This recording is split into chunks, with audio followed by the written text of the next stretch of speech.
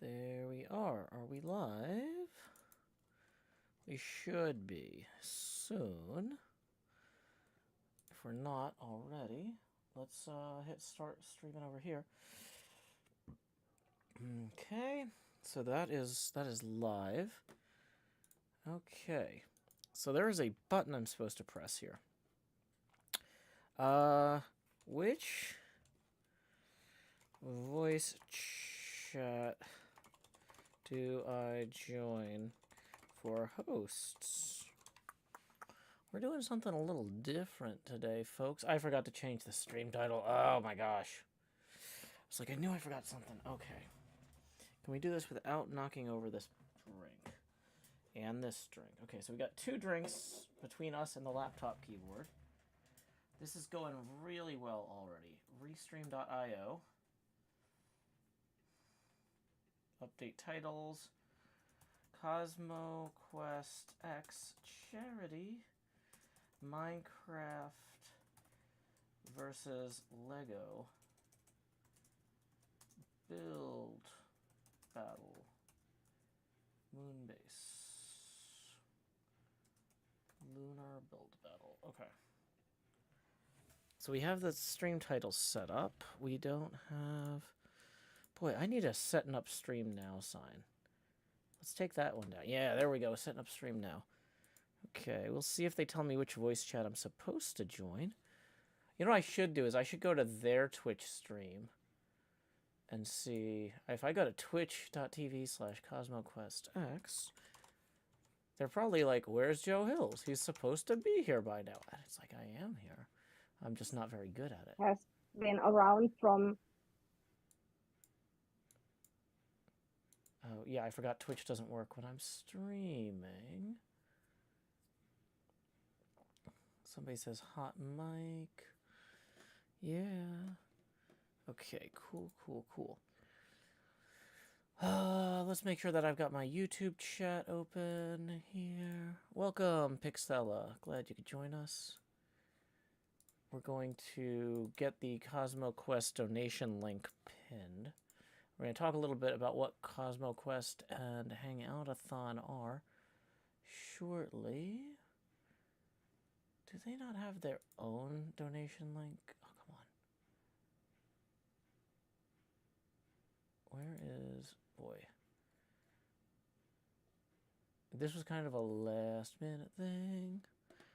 We were going to be doing a build contest on the moon as part of a science and space education fundraiser for CosmoQuestX. I am running a little bit behind on all my stuff, so I don't have everything where it needs to be. Okay. General planning. Should be a link to the tipping thing or donating thing somewhere. Okay. Okay, well, I'm not sure which voice chat I'm supposed to join, and I'm not sure exactly where I'm supposed to send people. We're going to get this all sorted very shortly. Working on it. Setting up now. This is definitely the setup phase of the stream. Okay. I mean, maybe I just go over... I don't know. I don't know if I'm supposed to do that. I'm very cautious about jumping into people's, like... There's, like, a voice chat that looks like the one I'm supposed to be in, but I don't want to step on anybody's toes until I'm formally told that's where I'm supposed to be. Join our Cloud HD video meeting. Wait, so oh, it's not in Discord. Oh, not in Discord. Okay. I don't know if this is gonna work because I don't know if I've got an up-to-date Zoom client installed on this computer. Okay, join with computer audio. I need to... stop that. That was way too loud. Yes, it's working. Okay. It's working. It's working. Okay. Okay. Okay. So that was very loud for me and probably for you. Okay, so join with computer audio. Hello. Hello, can you hear me okay? How are my levels? I hear you just fine. Is this Joe? This is Joe. Howdy. And Hi. who do I have the courtesy of addressing? So my name is Veronica, or Janelle, depending on which stream we're in. And I'm talking with Aviva, who's talking to us from Indonesia, where she helps produce the Astronomy 365 Days podcast. That sounds way more important than the goofy stuff that I'm going to do in Minecraft. So I'll let you continue that conversation and sit quietly in the meantime. Unless No, are we that's fine. Hi, Joe. unless we're co-hosting for the next 2 hours, in which case it's great to meet you, and I'm looking forward to hearing more about that. I'm not sure exactly how this is set up. I didn't know this was going to be in Zoom until 30 seconds ago. So yeah, sorry, I'm kind of scrambling to get all set. This is Pamela in the background. Hi, Pam. We have all the Minecraft builds over in Discord, Mhm. where people are sharing their stream, and we are using Zoom due to a massive technological failure that occurred earlier today to get all of the audio in. Fantastic. Well, thank y'all so much for having me. I don't want to interrupt whatever y'all were talking with about with Aviva, but when there is a good logical break in there, I would love for y'all to introduce what Cosmo Quest is to my audience, because I've actually just gone live as well on my stream. I still have a setting up stream now sign, so they're not like expecting anything good for a little while, but Oh, good. But then it's gonna be great. It's gonna be stellar, spectacular. But yeah. Anyway, sorry, I've totally cut in on your conversation.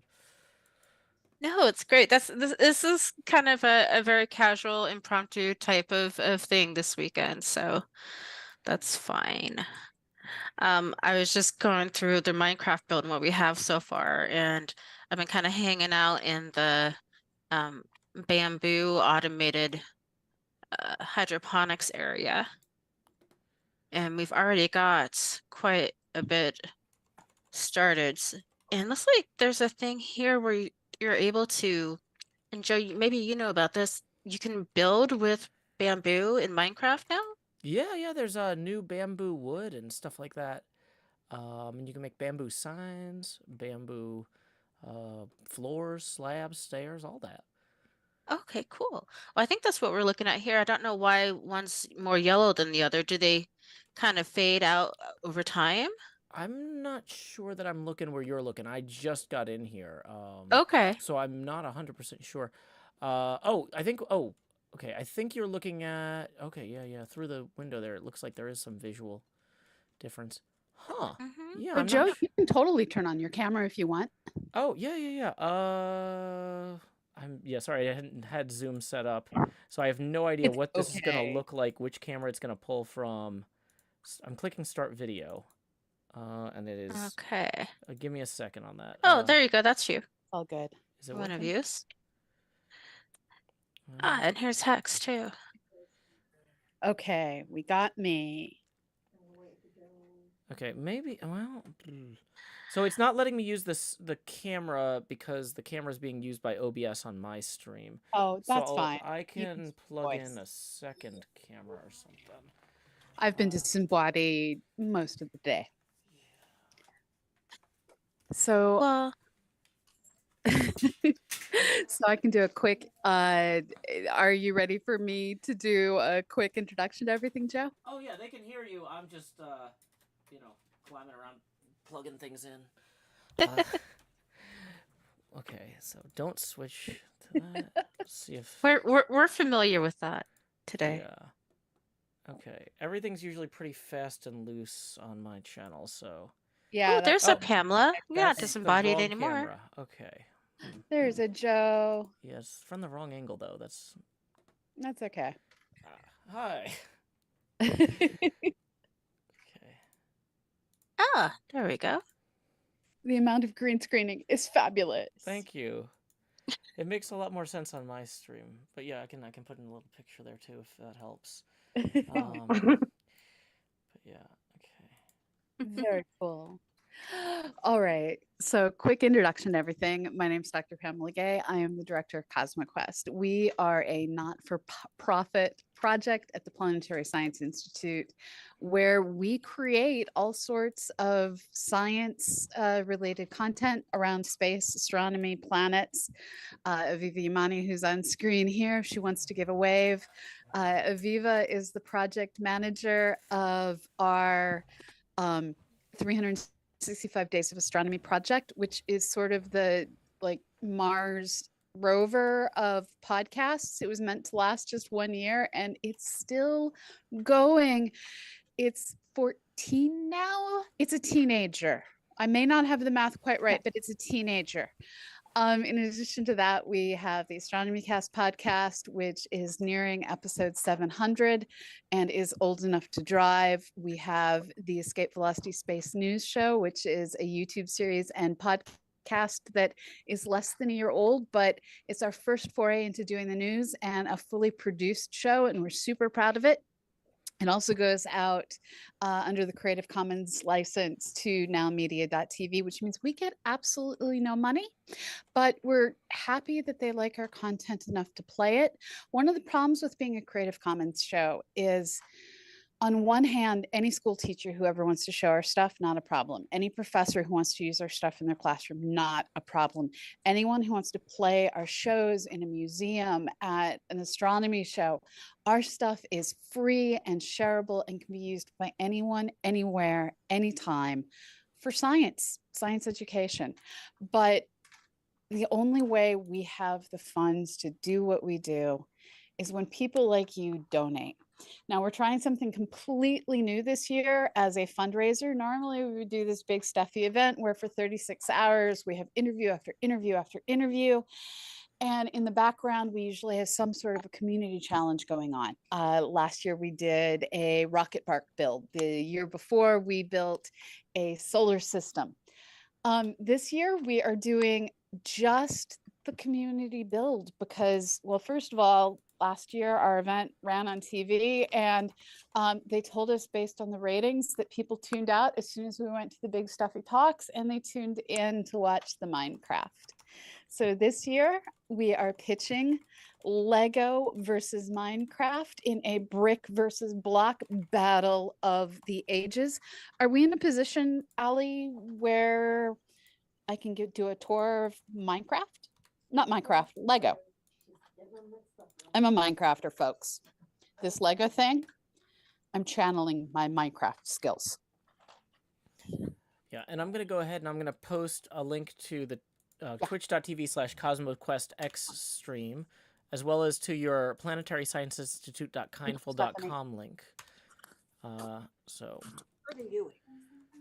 I don't know what that is. Do you have the Minecraft? That's someone playing a note block in Minecraft. That's what that is. Mm-hmm. Because I only know thanks to closed captioning. Oh, I'm not sure exactly where that's occurring in here because I'm not hearing that. Oh, no, here it goes again. It's in the distance. that's so confusing. A little Okay, we're just xylophone gonna go sound. with it. I didn't touch anything. Somebody else did. Well, we currently have a few people in Minecraft, so there's a lot of suspects. So do folks see the Lego QR code? So right now I'm they're gonna showing go on Minecraft. my channel. Okay. Gimme, just gimme. Okay. Annie is taking. I swear I'm live. Yeah, I am. Punk Persephone. I'm in the wrong one. You know, you're in the right one, but you're not streaming. Oh, it's my camera. Okay. They're sharing. I got it. Okay, now we have it. Yay, you have it. I'm not Okay. sure what's going on. There. Are we good? Okay. We see Lego. All right. So just like Minecraft, and I don't have my earpiece in my ear because I was echoing myself, we have a QR code that you can use to get to our donations. And I just want you to appreciate the detail in this, because this was a amount of work that none of us quite anticipated. Having built these in Minecraft before, it took 3 people to get this thing right and working. Oh, wow. Now, beyond building a QR code, no matter how proud of the QR code we are, we have been working on building a crater, and our stuff isn't redstone, but we still have arms that aren't long enough. Okay. We have doors that open into an area that is still being built. Turn your phone again. Sorry, you're like kind of. Is it like that? Just relog it. Okay. Turn it back this way. We're just a little sideways. That's good. Okay, we're gonna Oh, go. that's up and down, yeah. Okay, so we have, of course, just like in Minecraft, you end up with chests everywhere. We have meal prep bins of Legos everywhere. But you can see we have someone who is doing mining over here. They have the remote station set up. They wandered away while leaving the mine thing going. It could be that they went climbing up the side to get away from the astronaut, to get away from the alien. We're not entirely sure. But in reality, while the crater rim is pretty awesome and everything, if you hop on up the side, we're also working to make sure that our folks stay alive. We have an airlocked greenhouse, and let me flip this up. Let me not flip this up because I'm going to break it. We have an apple tree inside. I'm trying to figure out how to get a good angle on this. There's an apple tree inside. There is a little pond with rubber duckies. There's raspberry vines growing on a trellis. There's various unnamed fruits. And there's even, if you look over here, you can see there's some pumpkin vines with bright yellow flowers and the pumpkins ready to be picked. And it's a big vine. It just keeps going. It's trying to attack the ducks. Now, while Minecraft is a subtractive process where they're digging, we are building out. So you can see that we have this big area back here that we're just starting to figure out what to do with. But over here in the back corner, we have a bed, a TV with rabbit ear antennas, PlayStation ready to be played. And overall, this little nodule is completely safe and ready to be moved into. Now, we do have a few foolish individuals who are trying to test their luck and see just how long they can live in vacuum. We're not going to question their decisions right now. I thought that was enclosed. It's not yet, otherwise she wouldn't need an airlock. Okay, so, whoa, I stepped on Legos. Oh, all right. That's a bingo We term. have Check our your ability to cards. communicate back to Earth. Big old radio dish over here.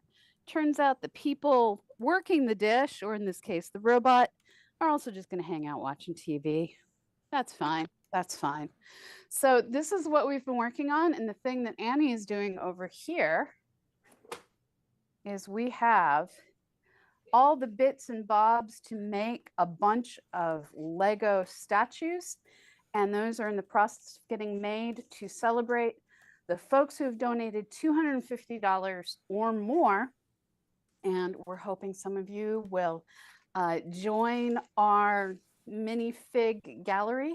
And we're actually going to be sending the minifigs out to people along with a bag of swag. So this is available to be sent your way. Just follow one of the QR codes in either Minecraft or Lego, and we'll see you. And thank you from the bottoms of our heart. I'm going to hand things over now so that we can see what's going on over in Minecraft.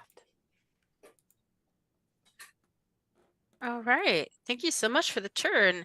I love that little pink house. I'm pretty sure that one's kittens. Yep. Yeah. So, yeah, here's our QR code. It was not built out of Lego, but it was time consuming, and I think we have a few people to thank for that. And I will get their names wrong, so I'm going to wait and let someone else do that part. In the meantime, we've got the beginnings of a solar power station going on here. Where Looks exactly like are you that's in the game? So I can fly around on my channel too. I think that's question, Kat? incredible.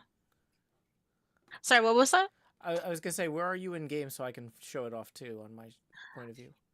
I'm in the corner. Like the very the bottom of the crater corner. No, I'm up on the craters or down. Okay. I don't have my HUD on. Let me turn that on so I can give you directions. I am in the Oh, here it is. Solar northwest panels. corner. Found it. Yes. It's a little dark with everybody. I might get a what do you call it? Night vision potion. Yeah, so I have night vision on all the time. Ah. And I'm still relatively new to Minecraft. It's only been a few years. So someone helped me get the night visions, but I know you know how to do it. Yeah, I got it. We're good. Cool. Awesome. Looks like Kerbal's working on the solar power station. And we're gonna have power lines everywhere, guys. Really? We can't put those underground? Jeez. You think, after all this time. On the Anyways. moon, would it actually be smarter to bury cables or to have it suspended on posts? Because I know it's not very geologically active, but I would imagine trenching would be a problem because of the dust having a lot of grit to it. But I don't know. Well, yeah, the Real regolith is very sharp. So dust is a real problem. And the truth is, though, we're going to have to learn how to trench because the safest place to live is about 2 meters underground. Mhm. So if we want to keep our astronauts healthy, we have to dig. We have to become the mole humans of Mars. Not Mars, the moon. One of this world. Yeah, we'll start with the moon, then head to Mars. Well, I could. It's not that we would never do anything underground there, but I'm saying like if you had to run a long distance cable for some reason, like to provide power or communications, like miles, Oh, just running around the surface. just lay it on the ground. Just like Yeah. who's gonna run over it? It's like on fine. Earth. Okay. Just leave it like the extension cord running across the yard. Oh, yeah. Okay. Yeah, because the radiation isn't going to damage it, right? Correct. Yeah, then you get a little bit of hot and cold, with the what is it every 28 days it would go 14 night days. to day there, but that wouldn't be too much thermal expansion all the time. So you have 14, well, 15 basically day-long days and 15 Earth day moon nights. Okay. And I kind of moved over to the back side because we looked at the bamboo growing area and the hydroponics lab. Now it looks like on the diagonal is working on building something else over here. I don't see the sign for what it is yet, though. Anyone have any ideas? Or look up and see what's in the sky. Oh, well, there's an Earth. Oh, that's cool. Yeah. Our rocket is pointing towards Earth. So I'm pretty sure that's where we're going to head back to. Because Lord knows I got a library book that needs to be returned. And then here we have a fuel depot. Or no, fuel storage bunker. Can it be a bunker if it's above ground? And we have LM2 and liquid oxygen. And a spot for rockets Oh, engines and igniters to go. Because we want to have a few extra of those lying around in case that rocket needs a replacement. Yeah. Now, traditionally, we don't store liquid oxygen and LH2 in open metal buckets like that, cauldrons. I've seen when I was down in Huntsville that they've got these like spherical containers, I think. Yeah, they usually like to store them in a sealed container, not just open like that. Mm-hmm. But apparently OSHA's not on the moon yet, so we're okay. Mm. And this is an international venture, so we do have flags from around the world. And this dome I really like this dome. It's really pretty. And I think it's very functional. There's a lot of iron and glass Mm-hmm. and a loom, because you need looms, right? Well, to make the flags, yeah. I mean, you can't just bring a Oh, flag yeah. from Earth. You gotta make it on the lunar surface. That's what's really impressive. Yeah, good point. Yeah, if you just bring one, I mean, that's just kind of cheating. Mm-hmm. Now, as I understand it, iron is a pretty good material for building on Mars because there's a lot of iron in the soil. But on the moon, you'd have to bring any of that up that you were going to use, right? Or have we found any iron deposits on the lunar surface? Well, I mean, this is Minecraft, so I don't I know, but know. I'm just, I'm trying Well, to imagine like how much of this would we really see on a moon base or a Mars base, and like I could imagine big iron geodesic dome structures being pretty feasible on Mars, but maybe not sure about the moon. I don't know. well, I didn't want to talk about the Iron Golem farm, so yeah, let's just say that we brought it with us. Mm.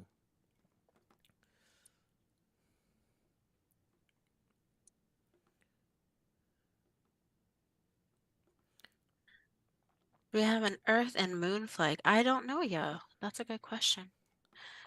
And then this is a satellite, because of course we've got to be able to get our satellite TV. Hmm.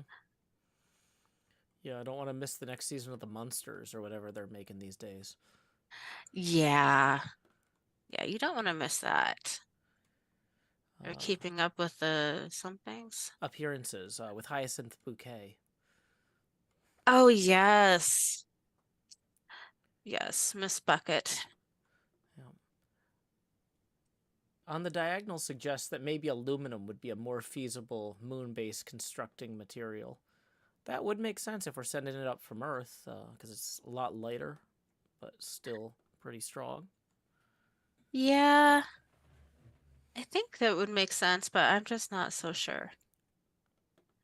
So I'm going inside the rocket Ooh. because it has several rooms with different functions. Where do I you think, access the... Is that through the tower here? yeah, so you gotta land just the right spot. Yeah. Ta-da. There you go. And then this is, what is this called? This isn't the rocket's next door. This is actually something The else. gantry, maybe? Is that the word? I think so. And it moves back and forth Yeah. Well, I guess as part of this needed. is called the tower, too, right? Hmm. And then up here is the kind of hangout area. You got a smoker for our food and books and beds to lay down on.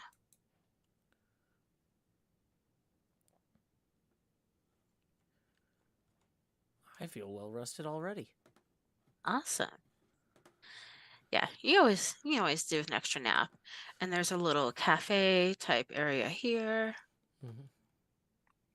Although I don't think I want to be sitting here when the rocket takes off. No, the table doesn't look very comfortable to have my head slammed into.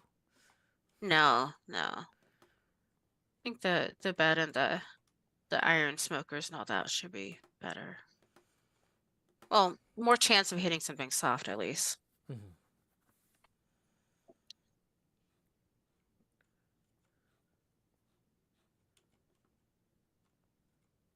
What do you think, Aviva? Do you think this would be a good rocket to go home in? I think you're muted.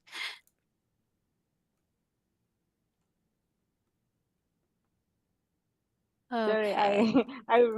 I'm watching the Twitch and I like it. Nice. Thank you. Yay, we got Aviva's seal of approval. Woo! Oh, I keep running into that pole. I don't know why there's a pole in the middle there. Anyways, let me not dive off the end. There we go. So let's see, we got the rocket. Oh, and the library. Duh. I wonder if I can return my book here. Yeah, they can use the interlibrary loan program to send it back. There you go. Now, where was the library? I don't think I saw that. It's this kind of yellowish building over here. Oh. What is this? Northeast, southeast? Southeast corner. Any There's a coffee in the library? Yeah, and there's a few craters over here too, so just kind of watch your step. Okay. So I'll push the button and go into the, oh, yeah, you gotta go fast.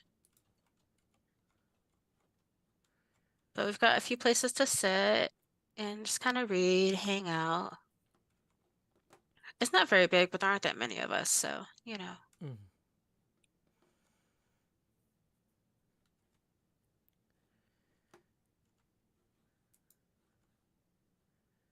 Why are you clicking? Something's clicking.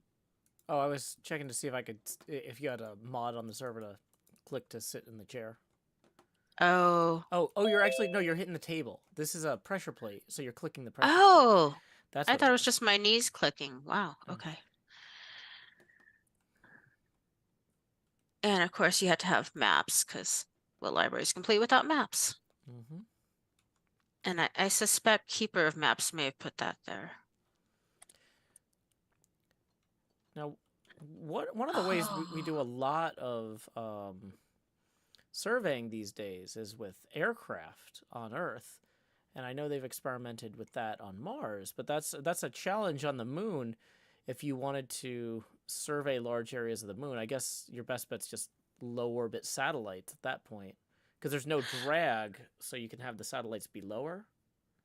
Yeah, and there are a lot of satellites going around and mapping the moon. Mm-hmm. And actually, Cosmo Quest, one of their citizen science projects, was mapping the surface of the moon. Well, this is a new building. Looks like the beginning of an amphitheater, maybe? Or I'm not sure. I don't know. So I know they were trying to color coordinate all the little lines here. I don't remember what orange was. Oh, there's a sign going up. It's being installed. Let's see. Oh, there's words on the sign now. Oh, cafeteria. Ooh. That'll be good, yes. And that's where we'll be able to have our tabletop nights and come and play checkers and all that fun stuff. Maybe even have a dance or two. Mm. I would imagine certain types of dancing wouldn't work as well with a low ceiling, with the reduced gravity. You'd have to have a lot of dances where you're sliding to the left, sliding to the right, shuffling a little bit. But anything with like big jumping or whatever, you'd be smacking your head. Well, yeah, if you did it inside. Well, I think I'm assuming if you're hosting a dance, you probably wouldn't want to have everybody in suits. It's a little bit less, I don't know, social. yeah, it is harder to grasp on to your partner that way, their hands. But Oh, I was trying to welcome on Mike Simons. ooh, we're Yeah. gonna have another guest joining us. Yay! Yeah, I'm here. Just sorry, I just didn't I'm just Hey, getting Mike. set up here. Oh, I didn't realize there's multiple pages on this Zoom. Oh yeah. I thought there were only 4 people. I am so sorry. No. People Oh, are just listening. Gotcha. Okay. Yeah, it's all good. Yeah, I was like, I thought I said hello to everybody, and I said hello to half the people. My bad. Howdy. Good to see you. Okay, I'm here finally. Nice. Hello. Hey guys. Hi, Mike. Aviva, it's Hey. good to see you. It's good to see you too. It's quite a long time. It has been a long time, yeah. We're survivors of the International Year of Astronomy. Fellow Yeah. survivors. Suffering We are PTSD survivors. from that one. Joe, are you old enough to remember the International Year of Astronomy? Was it something that interrupted your life back in 2009? International Year of Astronomy in 2009. I don't think that was on my radar. But you know, I don't work in the industry like many of y'all do. So But this is our just goal was to infest the lives of every single person in the world with astronomy, whether they wanted it or not. well, okay. I will say so. I had graduated from college in 2008. And that was right when they were like, okay, we need this crippling debt dealt with. Could you just write us a check for 50 grand now? Or can we squeeze you over a longer period? So I was kind of head down trying to like get my first apartment and food and stuff at the time. So that was not a particularly fulfilling part of my life in terms of outreach and learning. Yeah, That was no, kind of like, fine. okay, I need to take everything that I have learned and not starve and not like have them I was gonna say not have them take my car. I didn't even have a car yet. But like yeah, like it was Priorities. yeah, that was so that was not necessarily I'm not saying y'all were doing a poor job. I just was not at a point in my life to be receptive. But yeah, as That's I've gotten back on my feet, I'm re-engaging with the things that I enjoy, like learning about space, doing my YouTube show. I've had the opportunity to visit Huntsville a few times. The Redstone Arsenal is part of the NASA Social program, where they it's a great program because they're working on all these things that they can't show the general public because it's in like restricted areas of the base. But they could say like, hey, could we get 16 people on YouTube to submit to background checks, and then we'll walk you through, and you can like look at this, you know, hardware that's about to go into space, and please don't drop your phone on it, that sort of thing. So yeah, no, I've been fortunate to get back in touch with the space stuff that I loved as a child once I kind of got more grounded as an adult, but that was just not the best time for me. that's not an unusual story, but it's very common. Yeah. In fact, I thought Pamela was asking if I was old enough to remember that, and I remember Sputnik. So, like, yeah, I think so. Of course, I'm beginning to lose all my memories too, so I'm going backwards. But yeah, that's really common. I've been doing outreach for a long time, 50 years, and Wow. that happens all the time. And that's what happened to me too. I was so totally into space stuff when I was a kid. And then, you know, then there was school and girls and jobs and girls and, you know, stuff happened. I think you But- mentioned one of those things twice. Yeah. Yeah. But you know, I got back into it in my 20s, and I see that all the time. Oh, I was really interested in astronomy when I was a kid. I wanted to be an astronomer when I grew up, you know. And then they grow up and realize maybe it's not a good idea. But they end up getting telescopes when they're older and stuff like. You know, it's really Aviva knows this, maybe some others, that around the world it's mostly young people. Really young people. Not like here in the United States where it's old guys like me who've been in it forever. Oh, who are getting into Yeah. astronomy? Yeah, you go to most countries and the active people in the clubs and stuff are all young.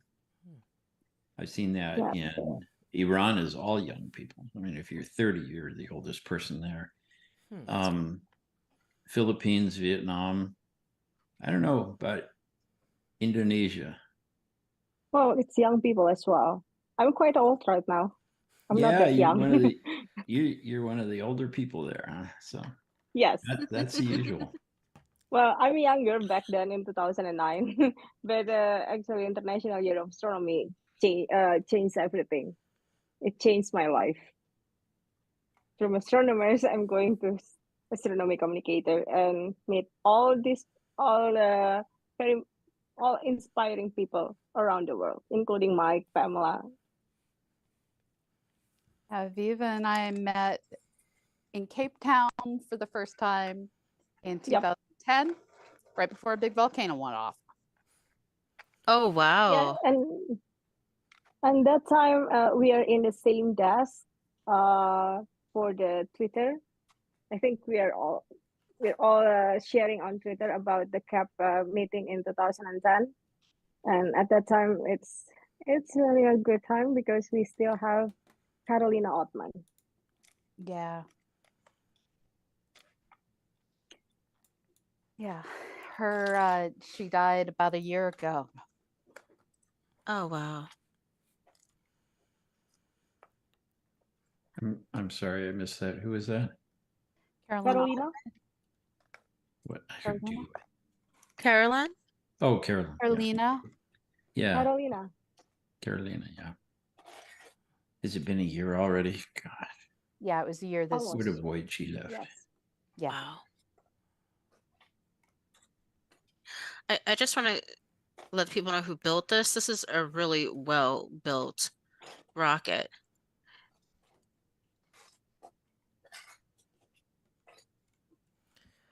I was going to say also for my stream, anybody who's just joining us, we are hanging out with the Cosmo Quest folks. They're doing a weekend-long fundraiser to fund their space science outreach operations. The gentleman who just joined us is Mike Simmons, founder and former leader of Astronauts Without Borders. I hate borders. Sorry, not astronauts without borders, astronomers without borders. I was gonna say I hate borders. I'm currently trying to get my fiance a visa to move to the United States, and it's a lot. So yeah, space and Wow. no borders. That sounds great to me. Yeah. Well, I do know, astronomers are like astronauts. We explore space too. We just go a lot farther out than the astronauts do. But I know a number of astronauts. Astronomy is usually what got them into it in the first place, and it gives us the view, the overview effect that seeing Earth as a planet in space. They see the stars around it because there's nothing scattering the light. So you look at Earth and there's stars all around it, and we get the same thing doing astronomy with people around the world, all looking at the same things. That's really what I did in Astronomers Without Borders. I have a new thing, Astronomy for Equity now. So I'm just focusing on using astronomy to bring opportunities to people that don't have opportunities, people in Afghanistan, Ukraine, Libya, other places like that, and astronomy for the blind and other stuff people just aren't doing. I would love to hear more about astronomy for the blind. I'm assuming there's a combination of converting visual data into sound, but also probably tactile data, like something that you could feel. It's both. Okay. And, you think about it, most of the stuff that we see in astronomy, you see pictures of stuff, it's not visible wavelengths. They're just putting it into something that we can see. So it's already converted. We can't see what X-ray telescopes are looking at or anything, UV or IR, and everything all the way out, radio telescopes. So it's already being done that way. The main things are tactile. And there are two things. One is, I've got some resources here I could even show, but there are books and all sorts of things with Braille, but also made like the pictures. So when you feel it, for example, if you're looking at the ring nebula, you feel the shape of the ring and the little dot in the center where the central star is. It's called 2.5D. And then there's 3D, which is done by a number of people, 3D printing. people at the Space Telescope Science Institute do this with their pictures from the Hubble. And there are also models of the moon and there are tons of resources out there. And just like you, Joe, I've been all over the world. When I talk to people, they've never heard of such a thing and they all want to do it. So that's what I'm doing, is bringing the people I know and the resources together with the people who want to learn. So just starting a community for that, because speaking of the International Year of Astronomy, I led 100 hours of astronomy. It was a cornerstone project that focused on astronomy of various kinds for 100 hours. But the biggest thing was the Global Star Party. And excuse me, and working with people around the world at that point, we got everybody in, most of the world's countries, the amateur astronomers are doing outreach. We got them all out there on the same night. He had probably 1 million people look through telescopes that night. And so when I tell people, these people, they're out there already. So, and just a few people are in places, different countries I know are doing astronomy for the blind. So we're going to get everybody to do it. We'll go from, a few places here and there to making it a regular thing. So you can get 1 million blind or visually impaired people. Oh, and the other thing, Joe, is that there's also observing. The observing, of course, obviously doesn't work if you're completely blind, but a lot of the people are legally blind. They can't drive a car, might not be able to tell who they're standing in front of, but there's still some light coming through, and they can see high contrast objects like the Terminator of the moon. And so there is some observing for people who are legally blind or otherwise aren't able to see. I was at one show, I guess it was an accessibility show, and different vendors were there and so on. And this was before the 2017 eclipse across the US. And I was talking to a lady with a cane that I'd gotten to know. And she said, "Oh yeah, I'm really looking forward to it." And I said, "Can you see anything?" She said, "Yeah, like in the corner of my eye, I can sort of see things." Well, that was enough to get the experience. Oh, wow. And so she headed off to see the eclipse. There's a lot that can be done. The problem is that we have people who are sitting on the sidelines because things aren't made accessible. And then other people in other places will never have the opportunity to do things. I call them the unserved. They'll never hear about underserved programs. So there's a big distinction. So anyway, that's the short version, because, I can really talk a lot once I get going, as Emily can tell you. Well, I mean, I will say, like, growing up, in America, I was the oldest of 5 kids. My parents were always getting by, but, they never had extra money. And so, I had heard about space camp. I knew what it was, but I never got to go. Because, my parents were like, even if we could somehow get enough money for you to go, we can't send your 4 younger brothers and sisters. That's not, it's too, and, so as a parent myself now, I actually just took my daughter to space camp this summer for the first time ever. And like, I gotta say, like, they had a little graduation at the end, and I'm a skeptical person about, like, a lot of this stuff, because I've been to the kindergarten graduation and the first grade graduation, and and those, like, don't really feel like graduations. And I remember people saying, like, "Oh, well, the graduations aren't really." And when I was a kid, I didn't care about graduating from high school or whatever. People were like, "Well, it's really for your parents because they're proud of you." But, like, when we had that ceremony, I was thinking, like, this is the first graduation I've been to where I really felt like I've accomplished something, even though I wasn't the one that went to space camp. It's like the fact that I was able to get to the point where I could afford to send my kid there for 1 week, because it's costly, and like, that's not an opportunity a lot of children get. Even if you're doing pretty okay in America, that's an expensive thing. And like, it gave me a sense of gratitude for where I was in life, that I could do that. But you want every kid to have some opportunities, even if it can't be that, even if it and so and you want kids and adults who are have visual impairments and whatever to have opportunities as well. So it's really great hearing about how you're working. And you said what was the name of that organization again, just in case? Astronomy for Equity. Astronomy for Equity. I'm going to post a And link to it's that actually, in my chat. Yeah, it is an initiative of Blue Marble Space, which is the 501c3. Okay, astroforequity.org. Yeah, that's it. Awesome. Thank you. Yeah, check it out, or contact me. And for any of our international people, 501c is our code for charity. Yeah. That you're donating to help a better cause. Yeah, and speaking of charity, this is a fundraiser for Cosmo Quest, who does a ton of space outreach. We've got the QR codes in both streams, so if y'all want to send some money their way. That's what these codes are that got everyone built. And we have some rewards. So if it turns out that our bits donation level or our dollar donation level is a palindrome, you will get experience a 17-second sea shanty dance party.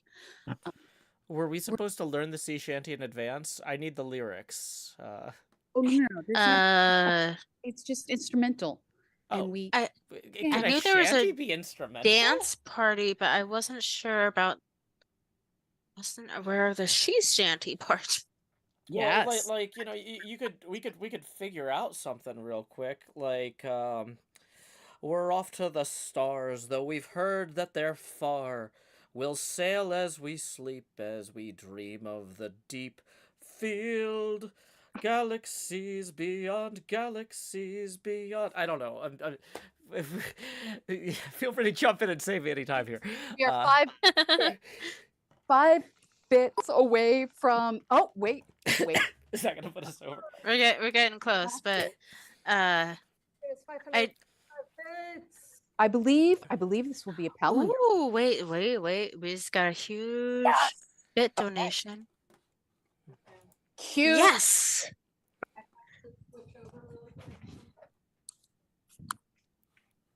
Emily, dance party.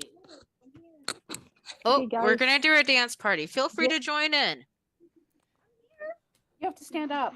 I was gonna say, what instruments do I have nearby? I have a train whistle. Oh.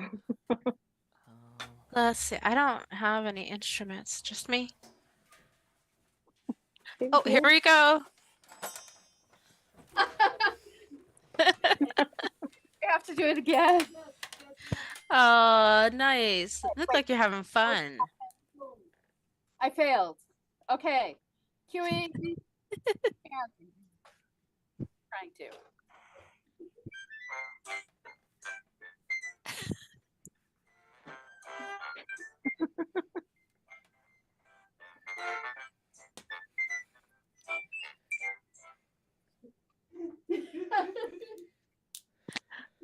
Ooh, we got doggos.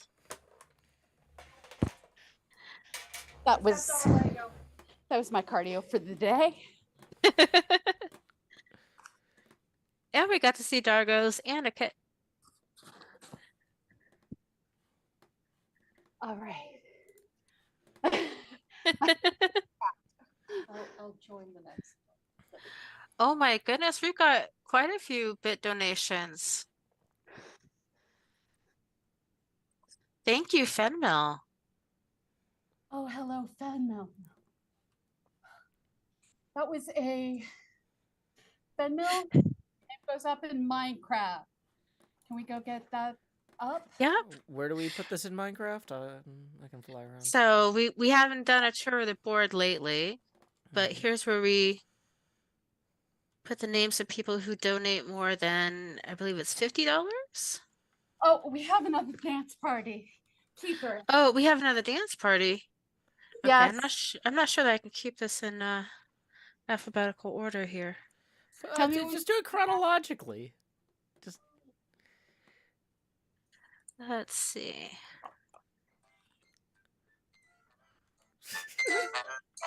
It's very Peter Pan, like the Lost Boys.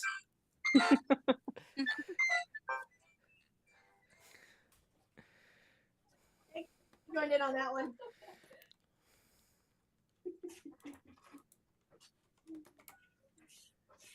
I was all like, Ow. what are you guys doing? Malachi, you're not helping. The dogs are so confused. Bro. But yet happy. Well, they're That's just happy that you're what, having fun. the curious Labrador.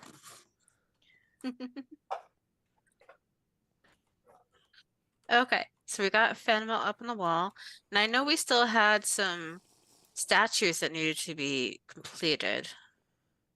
But so far we have Ian and Helga? Yes. And, Helga.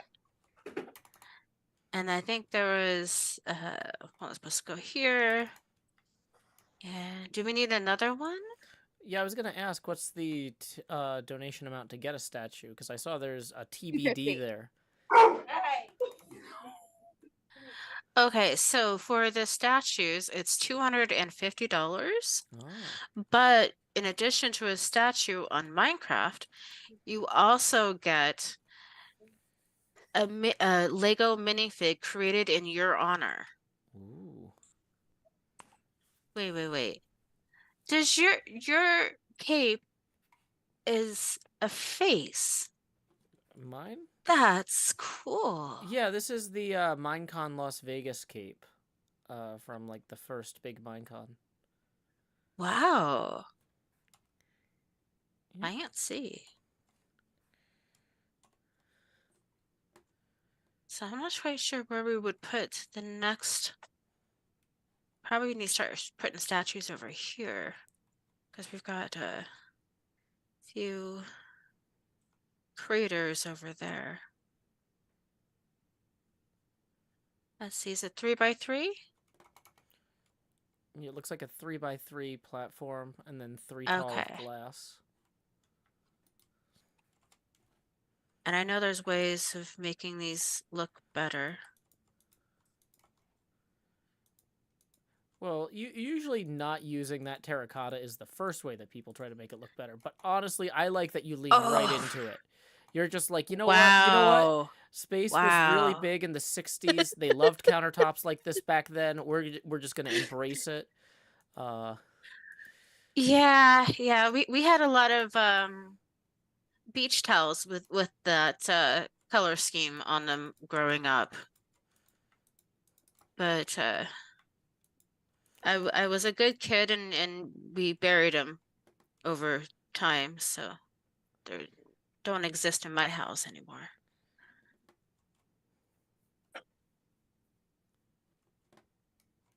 So keepers on this one. Excellent. Ooh, thank you. What are these? I might pick something a little bit more subdued for the next one. What's the spacing on these? These are about 2 apart, 3 apart. Okay. Yeah, I'll let you pick out the next one colors. So we've got a whole bunch. I want someone could put the triggers into chat. For the sign, it's $50. For the statue and your very own Lego minifig is $250. Now, I believe we had to get over, was it 25,000? For each 1,000 over that, Pamela will stay up 1 more hour. I don't know if this is a good idea. It's not real healthy. Yeah, But phew.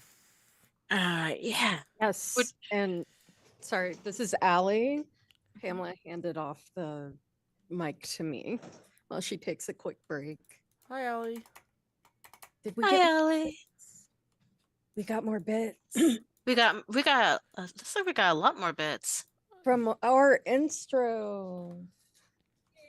Nice. Thank you, our intro. Our intro has a little note there with that. That's to be sung to the chorus of the Wellerman, another sea shanty. Soon may the tips be won, the bits be thrown, and the subs be subbed. The subs be Soon may subbed. the science get funds to find things no one knows. All right. Very good, Rinstro. I like that scanned and I didn't have to fake it. That saves me a lot of trouble.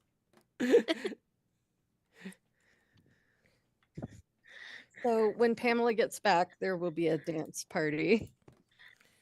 Thank you for putting up with our silliness, Mike. I would like to say I in preparation appreciate it. for this stream, I did go and look and see what songs are in the Creative Commons that we could use, and the only one that sticks in my mind, it was "By the Light of the Silvery Moon."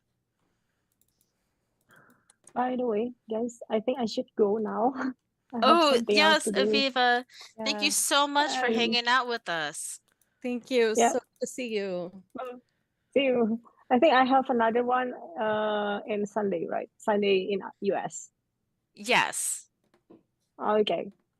See you. Bye-bye. Nice to Bye. meet Thank you. you so much for Bye. stopping by. Bye. Bye, Viva. Bye, Mike. Bye, Pamela. Say bye to Aviva, Pamela. Oh, she's gone. We have gotten 2 palindromic bits donations since you've been gone. So you owe 2 dance parties. Handing back. You know, that's a nice problem to have, I think. I should leave the room more often if it's going to trigger dance parties. Okay, everyone, are we ready to do this? Okay, wait until you're on screen. Ooh. We dance for 17 times 2 seconds. That's practically 34 seconds. You've gone mad. Are you guys gonna go on stream before you do that? Well, we can see okay. it. Okay, so this may happen more than once, people. You're gonna get your cardio today. You're not on stream. Well, you can drag them You're into not the on stream. you can drag them into Stop. the spot that Bill Nash is Stop. in. Whoever's running the stream. Yeah, the person who's running the stream is currently dancing around the table. Ah. So, yeah. Apparently that's the safer direction because nobody stepped on, knocked over, or tripped on anything. Wait till they find out they've got to Okay. do it again. I know. I'm gonna let you tell them. Oh man, they didn't see that. She knows. We have to do it again. We were trying to tell you. I will do it by myself for one. Penance. Okay, just you stay there and make sure we're on camera. Just wait on the second one if we're on camera. Yeah. Okay. Tell us Yes. you're ready. You're ready. Okay. Yay, there they are.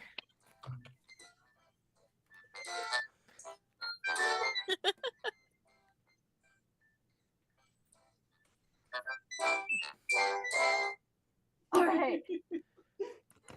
Well, Ellie, One more. I think someone. Come on. Ready? Yes. That way.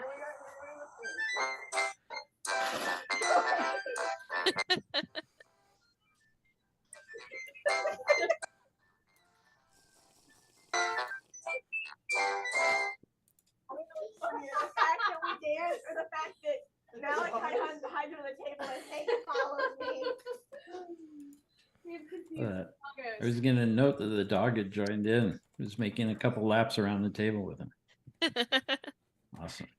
Yeah, I think that lab is Hank. Yes. It is Punk Persephone's doggo. Ah. Nice. Well, while you catch your breath, we're sorry you had to do that twice. We tried to warn you. Oh, it's fine. I will do it 5 times. The more donations we get, the more I will dance. All right. Keep donating. So- I will keep dancing. Donate bits. Donate the link that's pinned to the top of the chat here on Twitch. So we currently have palindromic dollar amount, and I think we have palindromic bits amount, but I can't see that far. Yes, we have 10,001. That's a lot of zeros. Girl. Wow. That's awesome. Why we did two. Okay. Two palindromes. Keep it up, folks. Keep it up. Yes, 4 palindromes. Can you put me on camera for a sec? Putting Okay.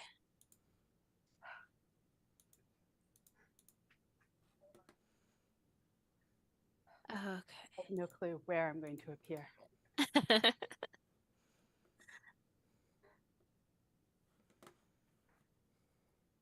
There.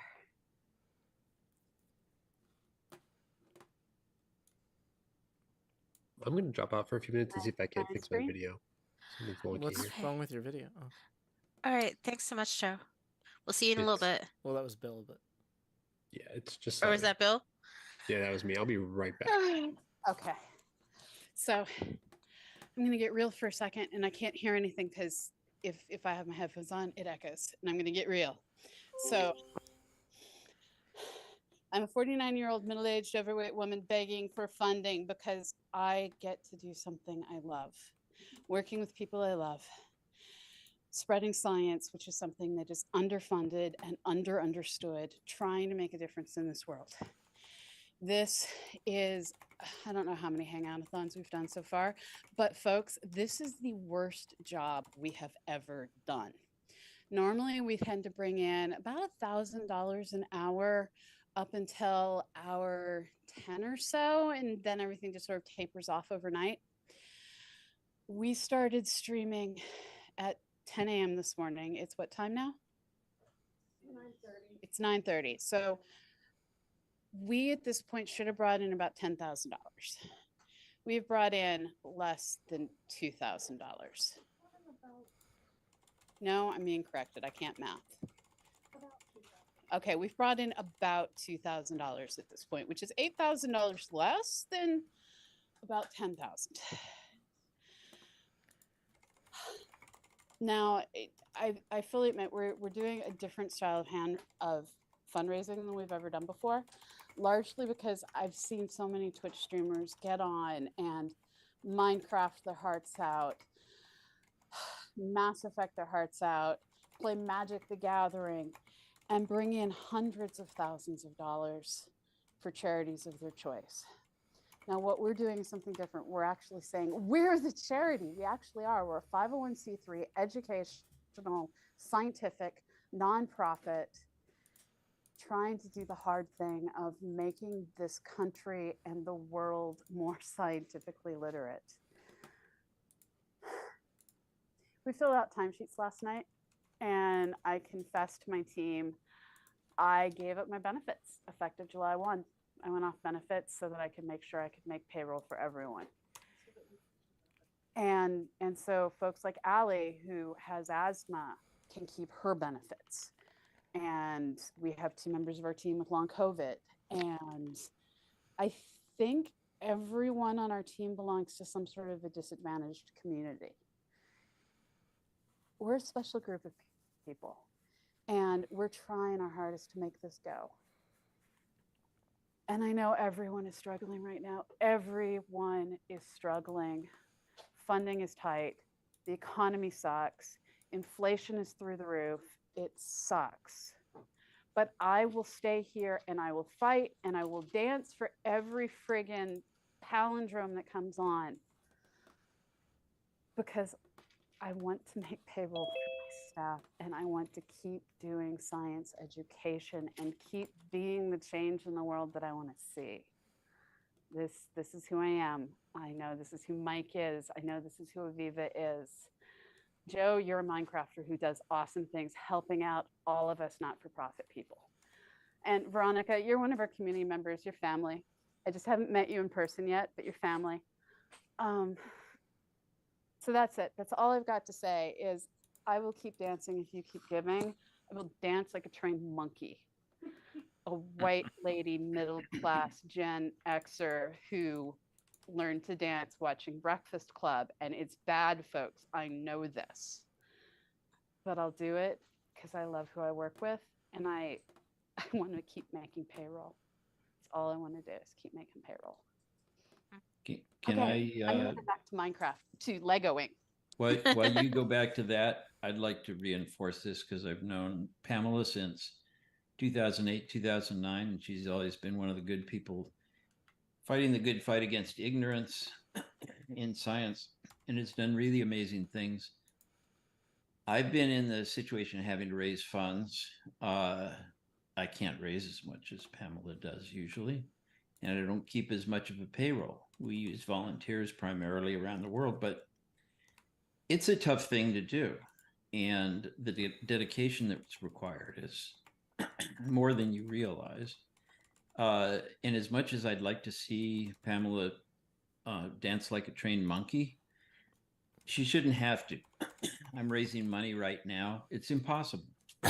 But if you're here watching this, probably the science, the astronomy makes a difference in your life. And I can tell you that for every one of you who's watching, it makes a difference in thousands of other lives. So this is just a way of saying it's a tough thing to do that people do when, like Pamela, when they see that it's really, really important, not just in the US, but elsewhere. So whatever you usually spend your money on the weekends, take a few weekends worth and spend it on making good things happen here, because I don't know anybody that does more than Pamela and her amazing crew. That's a word from our sponsor. Yes, thank you, Mike. That's very true. Over the years, and I'm gonna because interrupt. she's Thank you. Go ahead.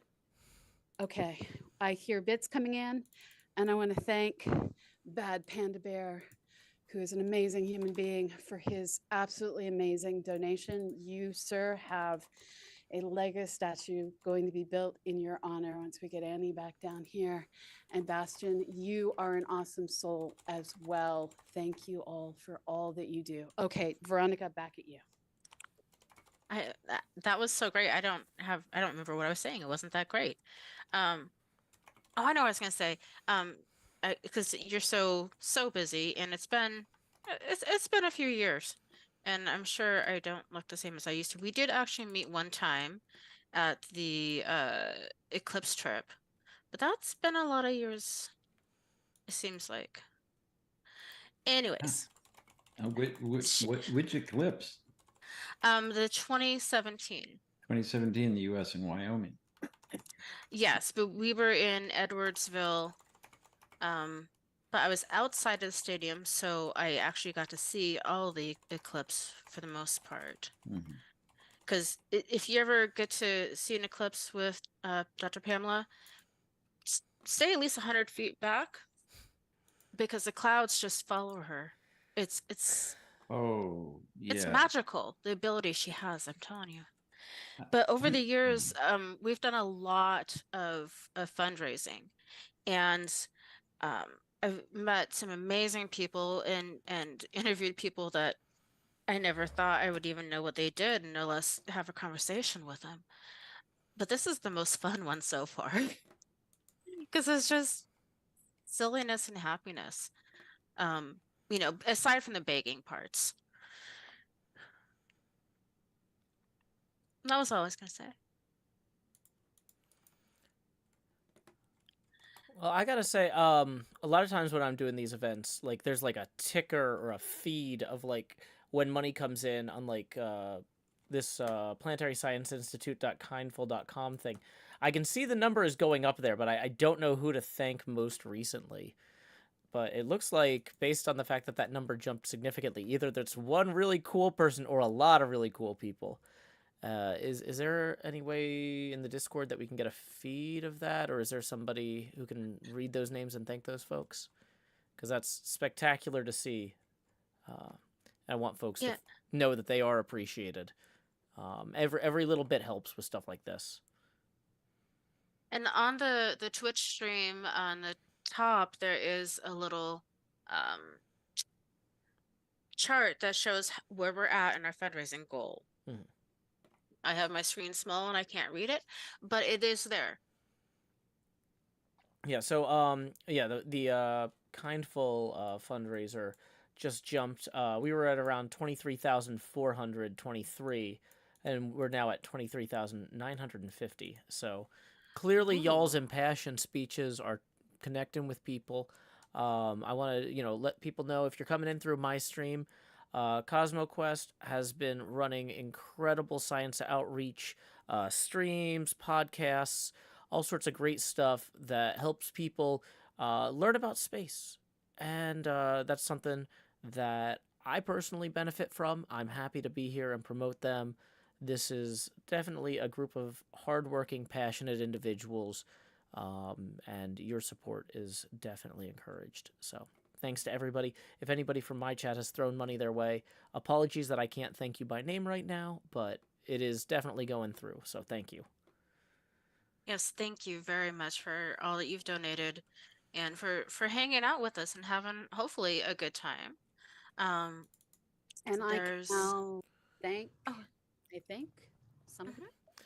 Yeah. Okay, I can thank. Wait, why is it only showing me things from 5 hours ago? 1 moment. Refreshing. Yeah. Yeah, I understand not wanting to read people's full names out loud, but for example, if I was like, "Oh, hey, I see, I've Jay Smith or John S from Tucson. Oh, I know that guy. That guy, thanks, John. Blah blah blah. That sort of thing. No, yeah, I understand. And if you want to put into Kindful first name, username, last name, we will read put first name space username. We'll read just your username. Now, I would like to say thank you to NJ Coffee Junkie for the bits. I know Keeper NJ. Woo, bits, NJ. apps, not mats. Our instro for, oh my goodness, so many bits. I would like to thank, scrolling, okay, everyone else we've already thanked in that list. Thank you, NJ Coffee Junkie. Your username speaks straight to my heart.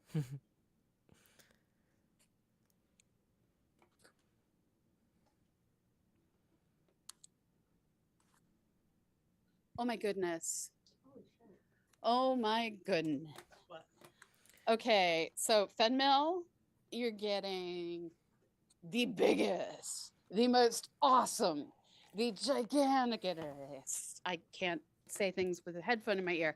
You are getting a awesome, awesome, awesome statue, my girl. It is coming your way. Thank you for being a wonderful human being. I do believe I may have to do a AMA now. Let me. We're really close, I think. We're $21 away from me having to do a 30-minute AMA. I know this is something that Bill, yeah, and Bill, I know Bill really wants to see the AMA, so we're $21 away from the AMA, folks. And if you want to ask any of us anything, you can embarrass Joe Hills and Mike Simmons too. We're here, Start writing my questions. Yeah. Yeah, I'm easily embarrassed. Yeah, ask any of us anything. It's only been this year that I've let my first name be on stream, but you can ask me anything, especially if you donate.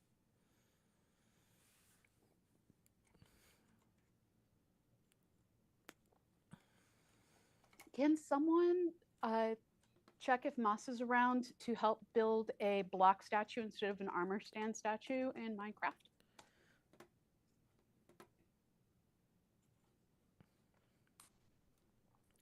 So we've been kind of just floating around here while all this lovely things are happening. I'm just gonna kind of stop here and look at a few things in depth while we. Yeah, I was gonna say, do we know what Fenmil looks like? Because I could just start throwing together. Like, is Fenmil particularly tall? Like a crazy stick figure? Fenmil is a beautiful lady. Boots, long hair. Gordon gave us $25.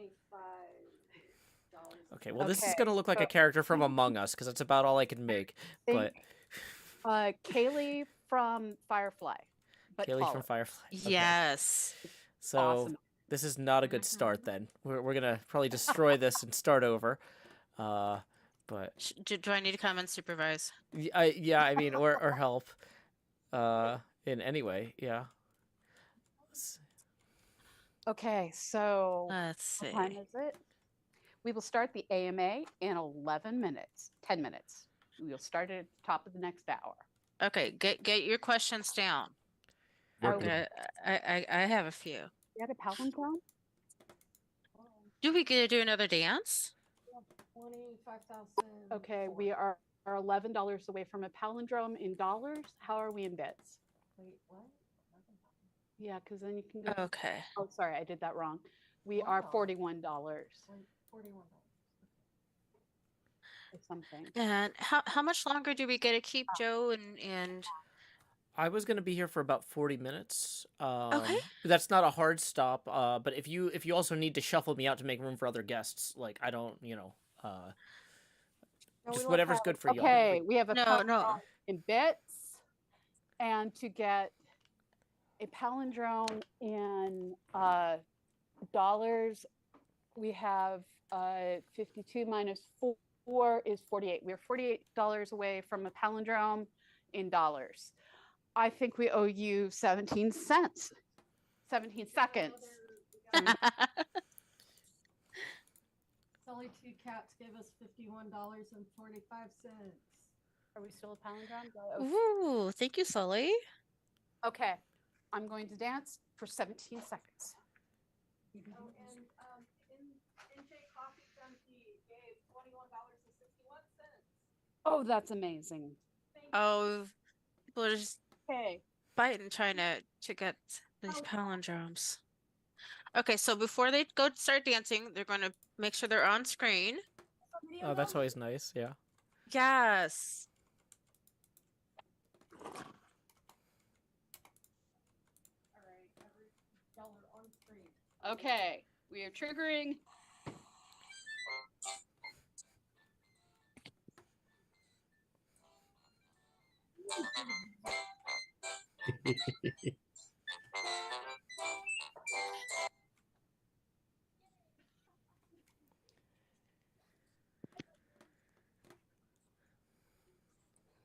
Thank you, everyone.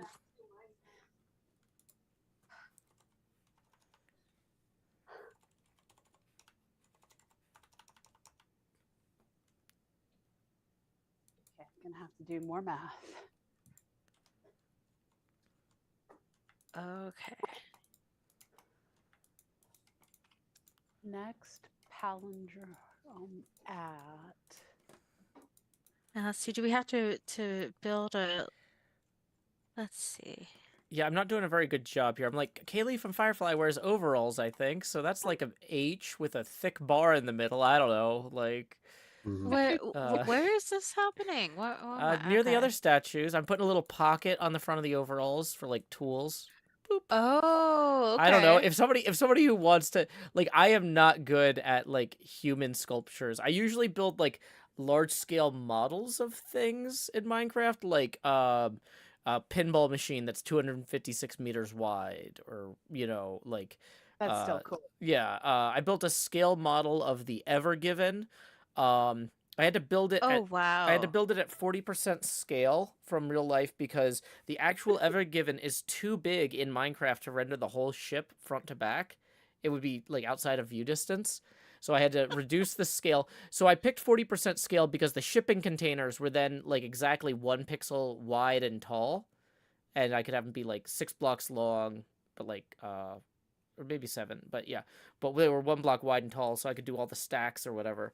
And I actually built it on the entrance of a major part of the server where people later needed to move like village traders and stuff via boat, and they got there and my ship was blocking the way. So That's I hard. accidentally built a functional version of the Ever Given. I was just like, oh, this is an interesting. I love like understanding how stuff works better by building models of it. And but yeah, I'm like, well, apparently if you put a big ship in the way and you block commerce, that's how stuff works. I learned something. Like, yeah. So, yeah. Mythtown writes, "Oh, nice. Home in time to see Joe Hill stop by." Yeah, I'm actually gonna be here.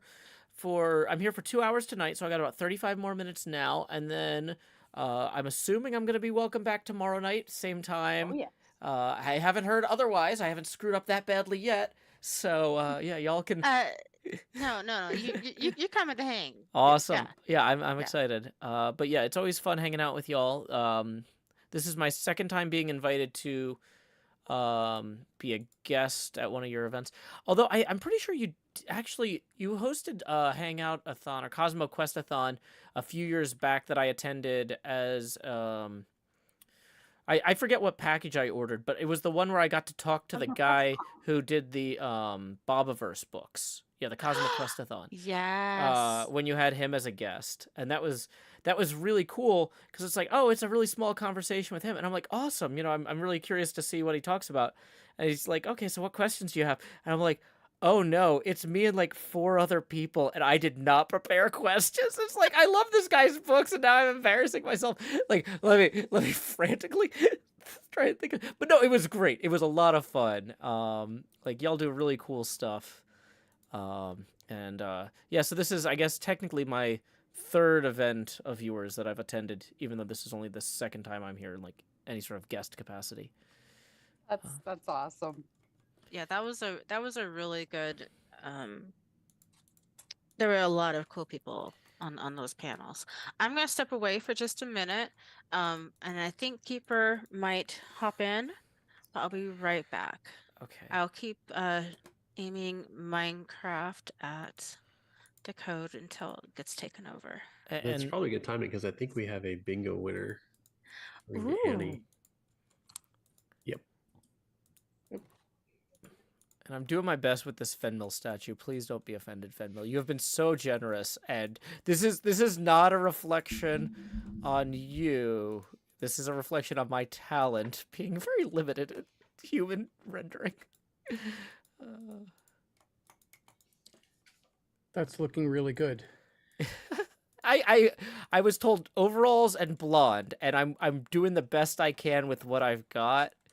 We'll see. I think Fenmil will be tickled pink by this. Yeah. I don't know if the hair is lopsided. That's kind of an 80s look, but like, I mean, it's cool. I probably should be a little bit taller head, just so we can have some features. So, By the way, people in Edwardsville, you owe us another Talon dance. we do owe a Paladin dance. We do. Oh no. Yeah, I think Because someone may have donated 110 bits to increment the appropriate digits. You got this. Okay, let's do this. I'm gonna assume Fenmil has teal eyes. It's for our supper. The 17 seconds is still much too long. We're going that way this time. This way? Yeah. Oh dear, they're changing directions. This is going to end badly, people. Mm-hmm. Okay. Table? Yes. Okay, we're on the table.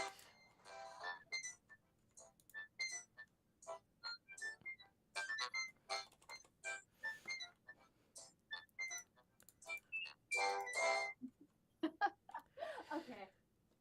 We dance. Okay. All right.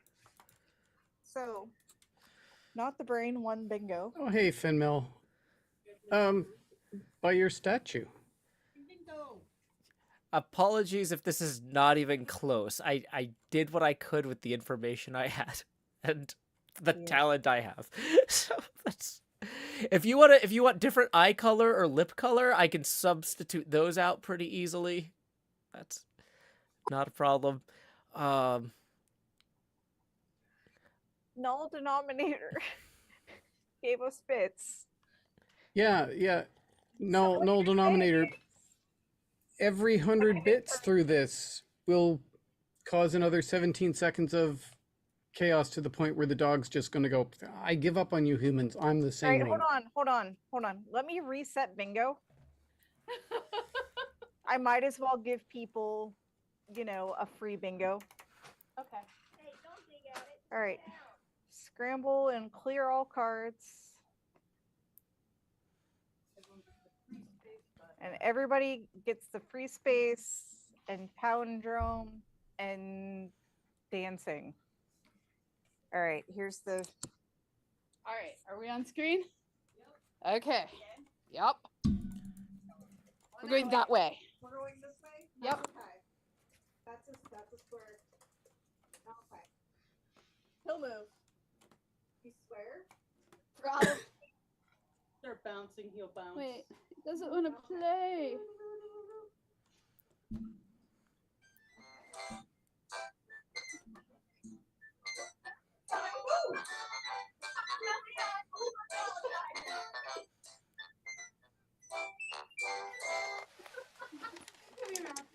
Malachi's like, what's happening? Malachi's like, I don't know what to do with any of you. Hank's over here like, I'll just join in your dance. I can do that. He's so confused. All right. Yeah.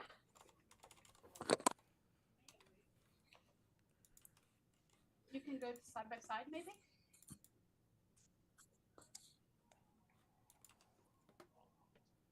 While they do that, Yes. so I am really out of shape. Yeah. Like my watch is gonna like this. They're like, oh, you're moving. So cool. The play bingo is up, and you hear my mic and some paper because I have a physical call sheet that I'm reading all of these off of, or marking all of these all with on. But okay, so you should have the free square, Annie on camera, Tanya on camera, Pamela on camera, and did Emily join? Yeah. And Emily on camera. And we've got Bill on camera. And Bill on camera. Mm-hmm. And you on camera. I'm Gordon on camera. on camera. So give me a second to catch up, and then we'll continue. For the eagle eye, there's also a pink Lego brick on camera. Is there? There is. Hmm. A whole cup of them right there. Actually, I think. Oh, they can see them. Yes.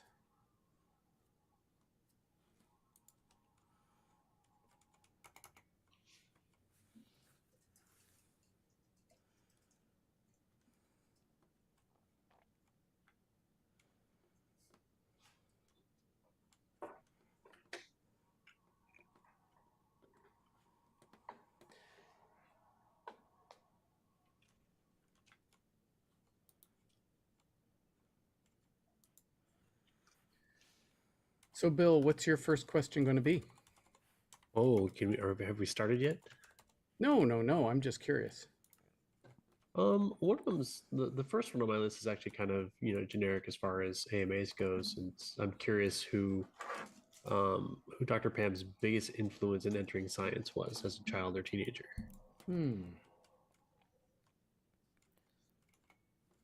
No freebies, Pamela. No freebies. Oh, she can't hear. No. This is Excellent. perfect. Yep. And for folks watching on my stream, Gordon Dewis just joined us. I'm going to link his site at gordondewis.ca/astronomy. Cosmo Quest connects folks from all over the world with a shared interest in space and an enthusiasm for education. So you can learn more about Gordon there. Oh, cool. Thank you. Yeah, I'm Gordon. I'm keeper of maps in the Cosmo Quest community on Twitter, Twitch, the usual places. And I'm the main host of the launch watch parties, and which we're going to be doing in An hour, about hour and a half. Right immediately following the AMA. So we need to start the AMA soon because there is a launch at 2350 Eastern. So that's about 46 minutes from now. Okay. Yeah, so folks from my community, stick around. It's like, okay, Joe might not be staying all night, but there's a rocket that's going to go into space. So you should probably watch that. Whoa. Rockets on my bingo card. Ooh. Yeah. And this is a launch where they also have the rocket return and land on a barge. Dude, that never gets old watching that. No, let's face it, that's why you watch Starlink or SpaceX launches. That first launch where they landed two in tandem was mind blowing. Just watch it, and just the pure excitement that washed out of everyone else you saw watching it. I mean, kudos to the SpaceX team for pulling that off. It's so cool to see that level of reusability working so well now. I still can't believe they did that. Unbelievable. Mhm. First time they even landed one, it was mind blowing. And whoever said it never gets old. Yeah, that's me. Yeah, it never does. I can watch it every time. I'm hoping to catch some launches over this coming spring and summer. In person for once. I've never seen a launch in person, so I'm excited. I saw was it a Delta launch, I think? There's a spot, and I can, hit me up off stream, Bill, and I'll tell you where I watched from, Mhm. and it has great line of sight. And you don't have to go and, you don't have to pay any money to go there. And I saw a launch right from the edge of the intercoastal. And yeah, you can watch all the videos you want. It's kind of like an eclipse. You're at totality. You're not at totality. It's just, hey, the sun's got a bite out of it. You're at totality, and it's a completely different experience. That's kind of what it's like when you watch a launch in person versus a launch on TV. Or I've also never seen an eclipse during totality, so I'm hopefully get to knock that out in the next year, and over the next 2 years, I get both of those eclipses. Where were you in 2017? California. Yeah, I was in Wyoming. I live in California. I was in Wyoming. That was my 8th eclipse, I think. Oh, jealous. Yeah, so I was in outside of Casper. Okay, I was in Glendo. Yeah, not far. But my first one was a long time ago. Last time before this, there was one in the continental U.S., and I've gone to every one I could since then. I know some people have made it to more than 30, but I can't do that. But Bill, yeah, you have to do it. Everybody, I've been trying to explain it to people. I've led tours, and things like that. You can't explain it. It's just so different. Mm-hmm. And that's something that also never gets old. They're all different. I was in one in Turkey, 2006, and this couple who had seen, I think, 4 set their camera up towards them, and when we watched it later, because this was a tour I was co-leading, we watched it later. The wife was standing behind the husband, and at the moment of totality, she got so excited she was bashing him on the back with both fists. And she didn't remember doing it. So you just have to figure either they're dropping acid or something else, because it's not a normal thing, No. That's fantastic. I don't even know if you say it that way anymore, but for us older people, it's gone from acid to past the antacid. So that's an old person joke. You gotta go. I've been trying to encourage people since '79. Are you going to the one in Australia in about, is it 2028, 2029? I don't plan that far ahead. I haven't even decided where I'm going to be in 2024. Probably in Mexico, because I go to unusual places generally, so I'm always off the beaten path somewhere. So it's been, when everybody went to Europe in '99, I was in Iran. 94, when people are down in the lowlands of 14,000 feet in Bolivia, I was up on a mountain, partway up. I didn't make it to the top of that at 21,000. So we'll see. As strange as people doing dancing sea shanties around the table with Pamela are, I'm actually stranger. I may not look it, but it's true. You're not in this group. Well, I'm it's good. I mean, that's a relative thing, and you're not related to me, so no, I don't buy it. Yep. And for anyone who can see, this is Miss Olivia. She decided to come and say hi again. Oh, adorable. And if you have an animal on stream, that counts. Mm-hmm. Oh yeah, I'm looking at the planetary-science-institute.com link, and it looks like we got another couple $100 just rolled in. Nice. Hopefully Thank somebody, you so much. yeah, whoever that is, thank you so much. Hopefully somebody who has access to the feed can thank you by name. I trampling kitten in the process. I am so happy to be able to thank our instro. Sir, you are going to get a sign, the first of the evening, in Minecraft. Not Minecraft, Lego. So I'm going to ask Kitten after she's done cloning people to What are you gonna create do? a sign for our instro. Thank you so very much. Okay, the cat is loose on the keyboard. Good luck. Whatever happens, happens. Yeah, it's good to have one of those keyboards with plugs on both ends, so you can just Say hi. unplug the USB at the There you go. source here. Oh wow. Yeah, that's it. You're on Yep. there. Oh my goodness. Yep. Okay. Yeah. You don't like seeing So I can yourself? just Okay. pull that right there if I want.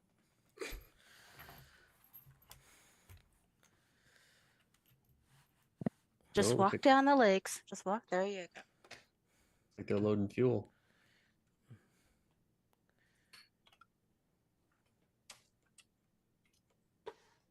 I don't think that was long enough to be able to claim that you saw a cat, but I'll leave that up to you.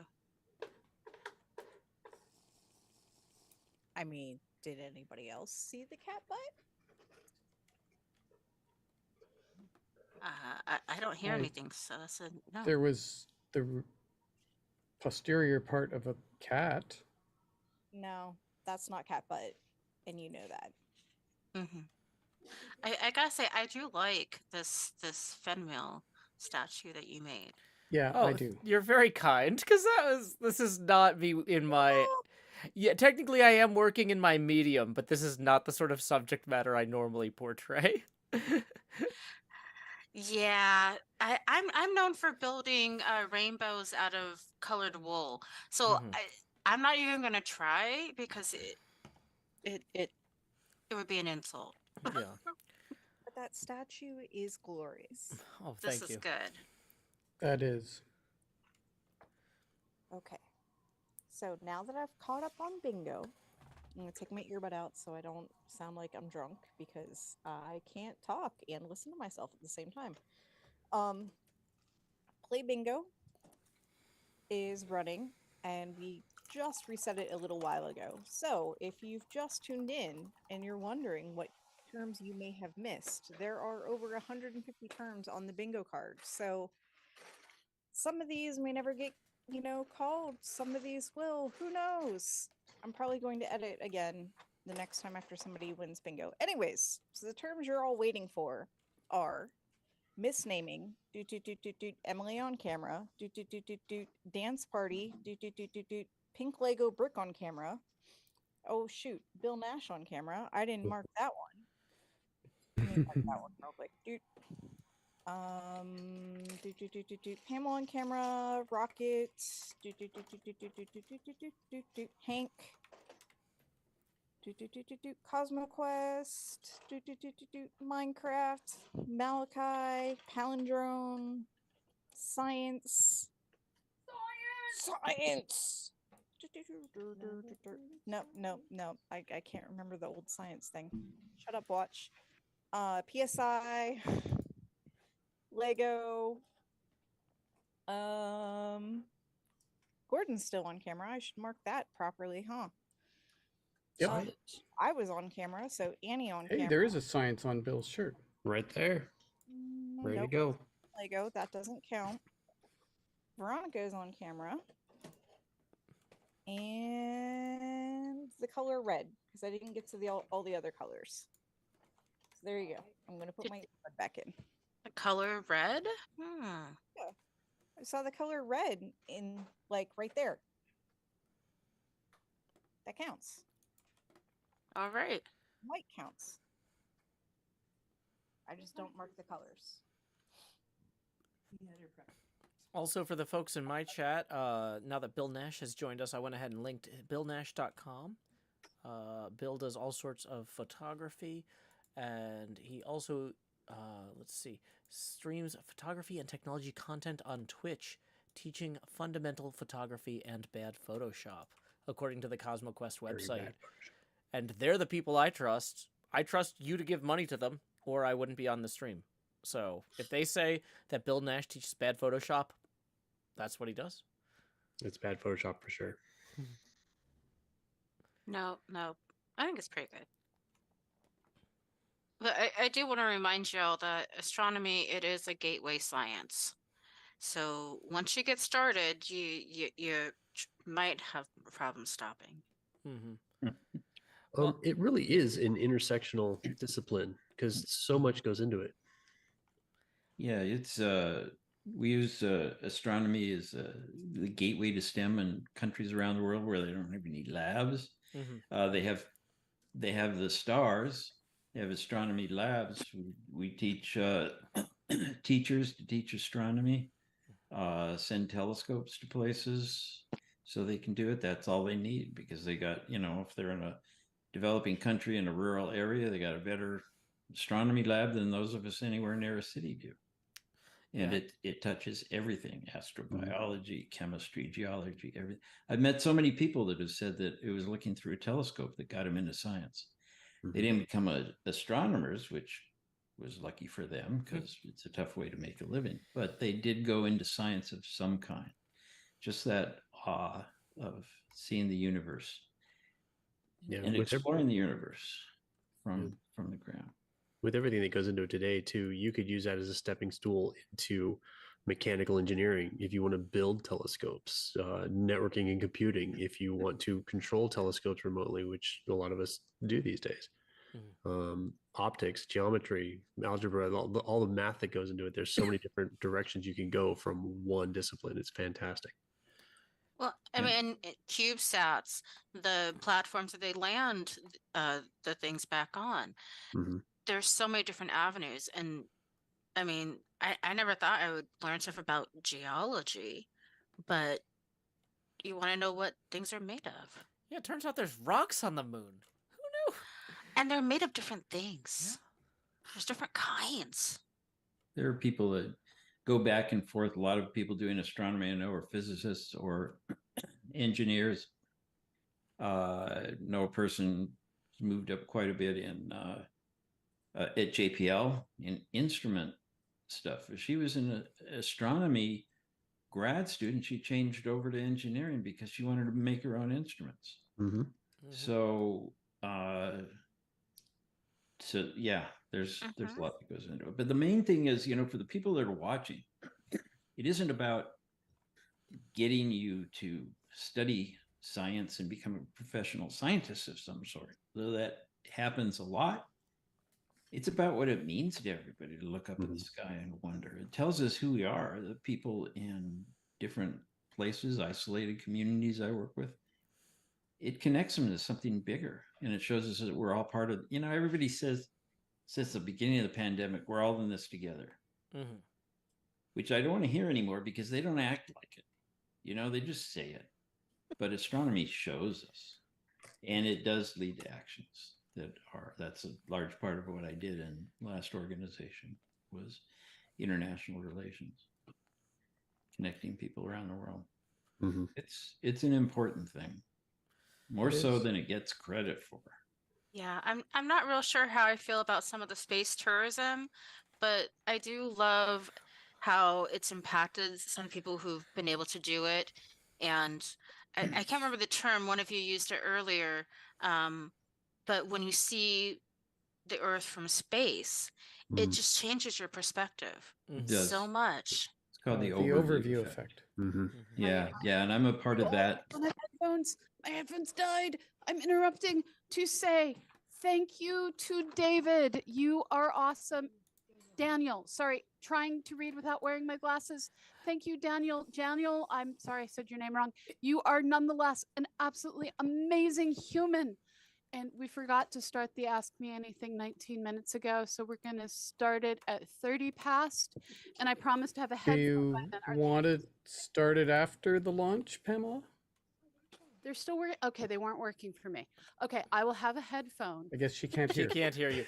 But real quick, No, you 'cause know she what? took the headphones While she can't hear us anyway, if anybody named David would like to be thanked, this is your opportunity to make Yes. Pamela look like she saw into the future. Because it's not divination, but there is something about when we look into the stars, we see something ahead of us for humanity.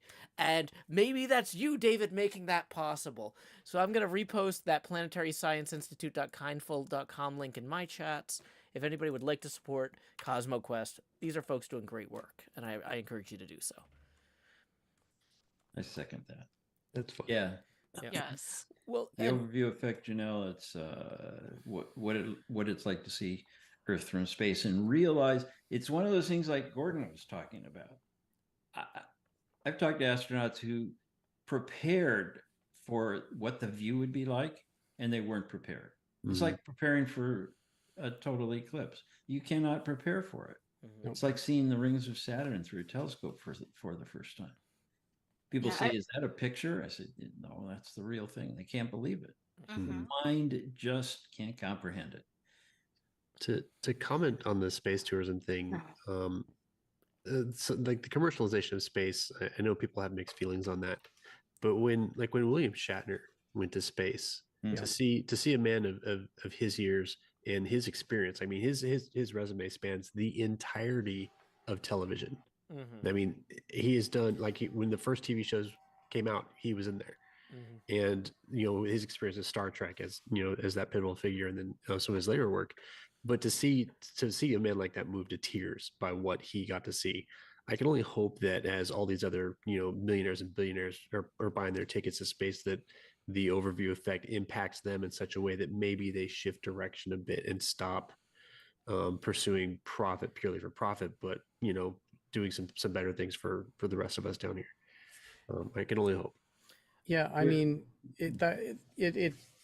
I was watching when he did that flight, and it was clear that he was going, and I think he said so in an interview a couple of days later. Yeah, I was just going to do some pithy, Star Trek type reference, and his whole outlook on the universe and on life was changed in an instant. Yes, absolutely. And I see some really good comments from people on the chat on Twitch, which I'm not logged into right now. I meant to reply to some, but I can't do it. They won't let me. But people here, a lot of people here get it, the importance of that. Yeah. The space tourism thing is, it's, well, first of all, they don't like to call it space tourism. It's been controversial in some ways, but it's opening up the frontier. Yep. And it's the rich people are going to do it just like they did with airplanes. No, I'm not that old that I remember the first airplanes. But that's the way it went, and it has to be. Somebody's got to be first, but there are people that are doing a lot of good. And Jeff Bezos sent Shatner up there as a gimmick, but he did us all a favor, man. That guy, when he came down, unbelievable. Well, of course, the billionaires and millionaires are going to be the ones to do it first because they have the disposable income. Sure. But they're paving the way and they're more to the point, they're getting people interested. They're opening it up to everybody. This is a big thing in the space community. It's the opening up of space to everybody. And, the Inspiration 4 flight on SpaceX, just normal people and one billionaire because somebody had to pay for it. Cyan Proctor has gone on to do great things with what she's doing, and they have several more flights booked, and we'll be doing the same thing. Well, there is a saying in America that a lot of Americans see themselves as temporarily inconvenienced billionaires, which now means we're temporarily inconvenienced astronauts, that like that. Yeah. I can't imagine not freaking out about paying my health insurance every month, but one day I could get there. But also I look at that, how much it costs to go into space, and I'm like, that feels equally close to like having savings and buying a house. I'm like, this has never been closer for me. Like this might happen if I got particularly lucky, because it's like there is a non-zero chance I could go to space before I die. And that's interesting. I don't know what that, I don't think I'm likely to, and I also don't think I'm likely to buy a house or stop freaking out about my health insurance, but like it's a possibility. And that's that's something, you know? That's exactly right. There's a big difference between 0 chance and a 1 in a million chance. I mean, it really is different. And we know it's happening. We know it's coming. I don't agree with the other people in the space community that will be living on Mars because in any time soon, because there's really no incentive. I mean, I do know people will take a one-way trip there, but yeah, not many are going to do it. But, getting into space is a big thing. And, it's not just opening up the economy. The space economy is a big thing. It's not just for the people who go, but think about all it takes to get people into space and what it'll be like if we do have people living on the space stations there and everything. For every one person who's doing that, there will be thousands of other people who have jobs in the space economy, and maybe in space too. Like William Shatner said in Star Trek IV, when someone said, I can't remember her name, but so you're from space? And he said, no, I'm from Iowa. I just work in space. So we're getting closer to that. It's a big thing. I mean, it used to be that a rocket launch was a big deal. There'd be coverage in the news for days. Now it's to the point where when we're writing rocket launch stories, we summarize the Starlinks with, and there were 2 more batches of Starlinks that went up last week. That's where we've gotten. And that's really exciting. Absolutely. Yeah. I mean, it's just a couple years ago that, there's going to be a rocket launch. That's really special. And now it's like, oh yeah, it's a Tuesday. Yeah. It's a day with a Y. There's probably Starlinks going up. I can see the Vandenberg launches from my house. Oh, wow. Cool. They're not very, it's like 100 miles away, but I can see them from pretty low down and watch them up probably into space. I'm not quite sure how far. I still run out and watch them. And, the first launches I ever saw, I didn't know what it was. It's when I was a kid. And there, it was a twilight launch with the exhaust out there being lit up. And I remember my mother saying, what is that? And there was something about aliens. And then my smart ass brother said, yeah, it's a message. It says surrender Earthlings. So I still think of that a long time later, but it's becoming almost too common. It's not special, At least the landings are still keeping it special. Oh yeah. Can't get used to that. That's just insane. That really is, it takes me back to like Heinlein and these people with the rockets coming down and landing on the moon and other places like that. Oh, come on. Now they're doing it. I remember reading that the software development process for the space shuttle was one of the first truly bug-free pieces of software because of the way their development had to be to guarantee the safety of the astronauts. But what I would like to see is the development process that goes into the gimbaling and navigational control of those landers, because that's got to be such an insane piece of code to operate on the number of inputs it has for vector, speed, angle, rate of descent, all that jazz, and then to be able to handle each of those individual elements to get that perfect landing. I want to see it. I probably never will, but I want to. Yeah, it's quite a feat, but we've been doing that for a long time now. So, that kind of thing. I'm not responding in the chat, but Renstro says I used to be able to see Vandenberg launches out his back window from on-post housing. Yeah. Okay. I just had to say how jealous that makes me. That's cool. Yeah, I think his dad worked in that field. I'm not exactly. I don't recall exactly what he did, but I think that's because our instro is one of our good friends who would normally be in Edwardsville, except he couldn't make it this time. So Yeah, he says he did. Well, and I just know during streams and stuff, we'll have questions. They're like, "Oh, let's see if our intro is here," because they'll know the answer. yeah, yeah, that's our go-to. Yeah, I went to middle school in Florida, about 20 minutes inland from Daytona, and you could see the launches in the distance sometimes for the space shuttle, and that was like really cool. I've never actually been to like an on-site launch, or as close as they'll let you get. But yeah, I'm sure like if you're living on post and they're just firing this thing off, like they don't care about the noise when they build base housing. They're just like, oh yeah, just right next to the pad. That's fine. Like I'm sure that was an incredible view. Yeah. I've never been up close to them. I keep saying I'll drive a couple hours and get closer to it, but I haven't yet. But I did.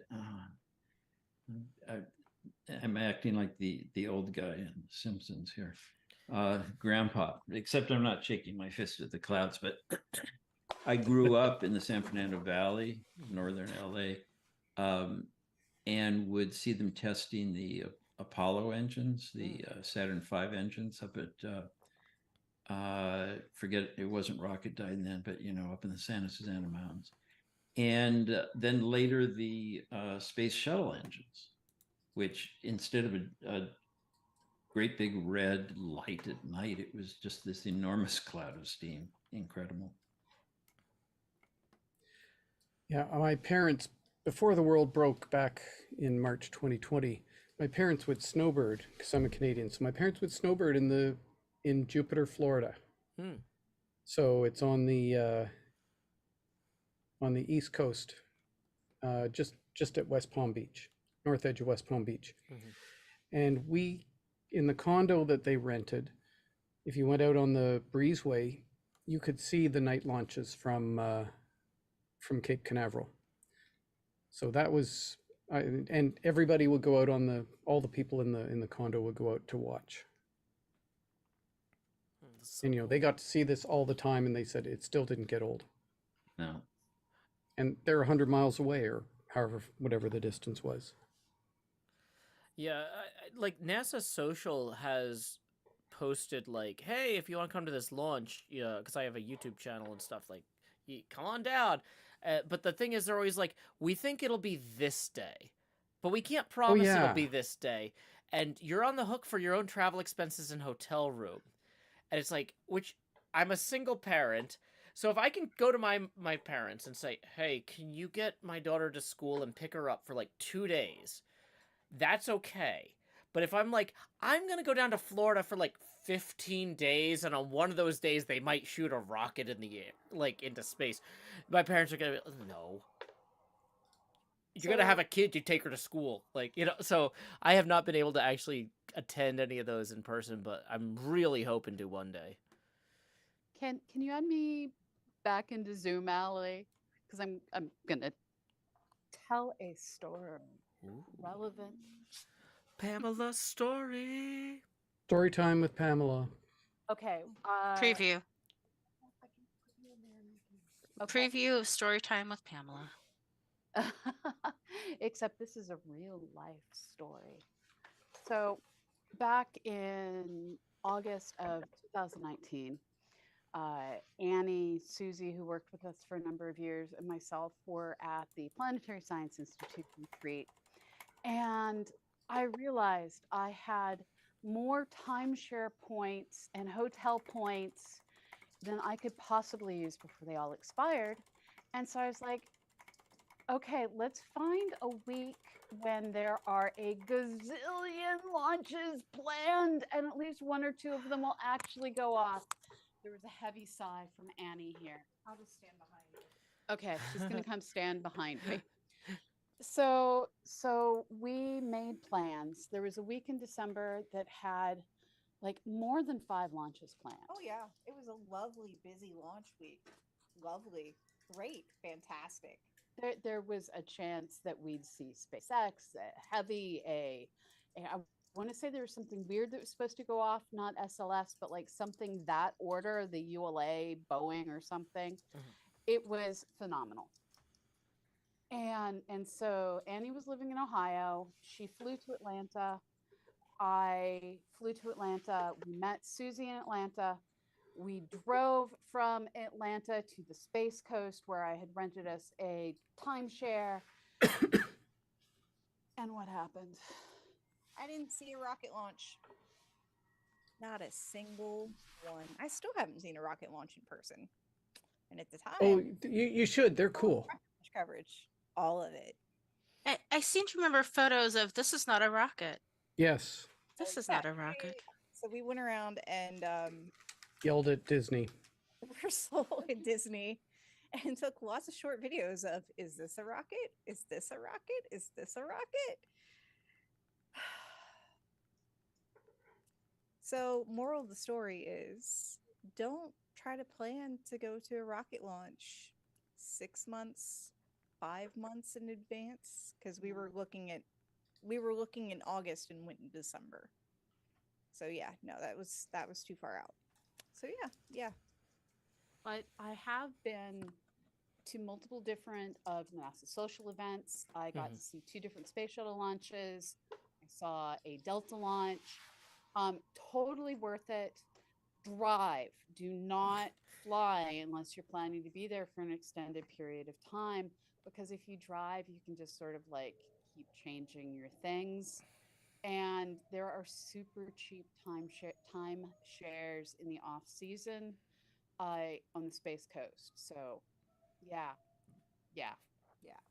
We ended up going to Disney World and Universal. Yeah. So it wasn't a complete loss. But we are now going to go and watch a rocket launch. Well, let's wait a little bit longer, because if SpaceX doesn't roll, because it's space, it's a rocket launch.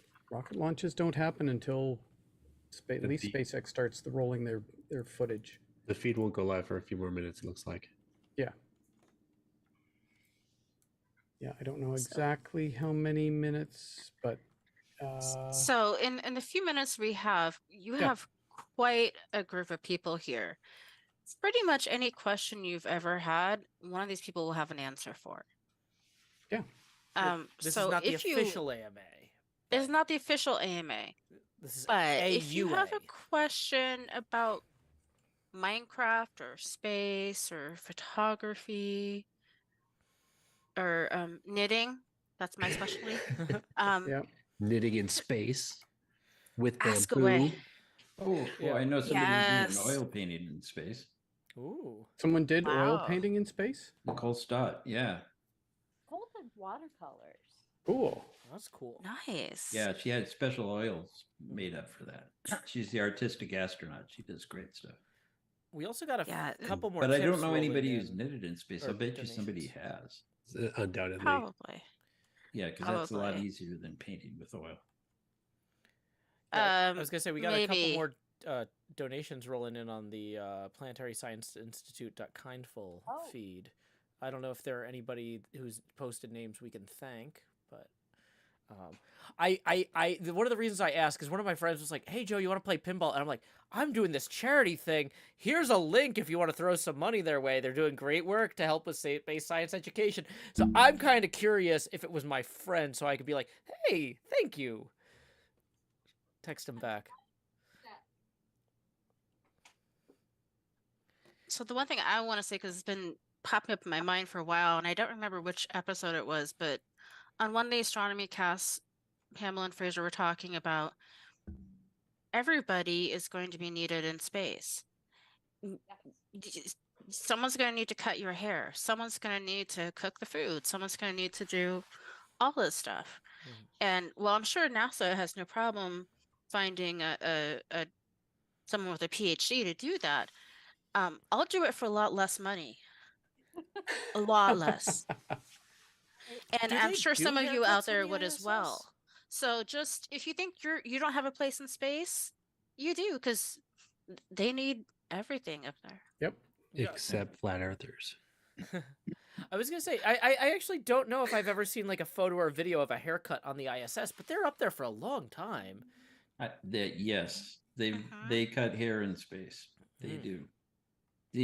Some people are there for a year. I was gonna say, do they have a Floby, which is like a I was hair cutting about to thing ask connected to a vacuum? Yeah, I was 'Cause going to ask my that family too. had a Floby as a kid, and wow, I actually showed up for naval ROTC. I was a Marine option, and they had like a barber there, and the barber goes to like give me the high and tight, military haircut, and it's like, how is all of your hair the exact same length? I have never seen this before. And I'm like, my dad owns a Floby, and they're like, oh my god, I've heard of those.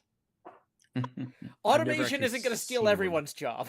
Like, I've seen the commercials. I've never seen one in person. oh, I always wanted one, but no, we never had one. we saved. Like I said, we had 5 kids, saved so much money, so much money. My dad's like, this is one of the best investments I ever made. But once again, we all looked like our dad owned a Floby. It was. At least it wasn't bowl cuts. Oh boy, yeah.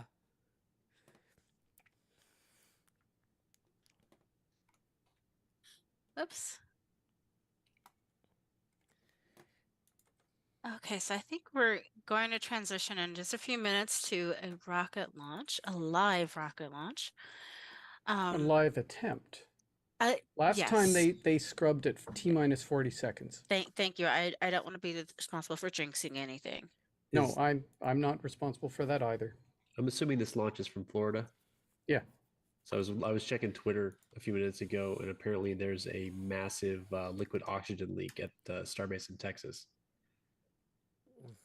Well, at Mm. least it's a I'm- different Going on for a state, while. so hopefully that won't impact them. A massive oxygen leak. Well, Well, like liquid oxygen, not just liquid oxygen. yeah, Oh, that's even more exciting. right. I was gonna say, does Well- it just sublimate at that point? Like, it feels like of all the Yeah, it sublimates. yeah, it can't be cheap to replace, but it's not one of the worst things to dump into the atmosphere. Plants do it all the time, and we get by okay. It's a super high density in one place that can go boom. Yeah, that there's is a a risk of problem. fire there, Yeah. for sure. Yeah, because Yeah. everything around it's probably going to be flammable. And Or Texas can be oxidizable. dry. Yeah. Yeah, and 100% oxygen is just about everything is. Yeah. Yeah. So can we get a final check on donations, where we're at? Just kind of see, it looks like we just got a bunch of bits from some people as well. Woo. So I'd like to thank Jason H and Jenny D, who is a longtime Twitter friend. I can't see the bits from here, so I'm going to move. The bits conveniently just got turned into a palindrome. It's a palindrome. We shall dance.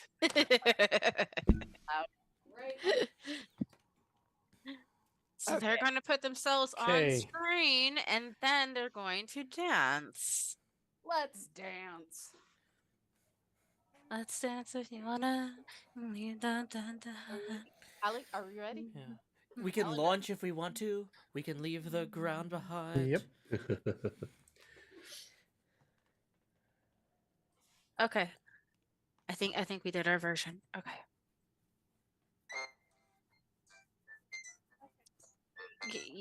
On screen. On stream. SpaceX is rolling space tunes, so this is encouraging.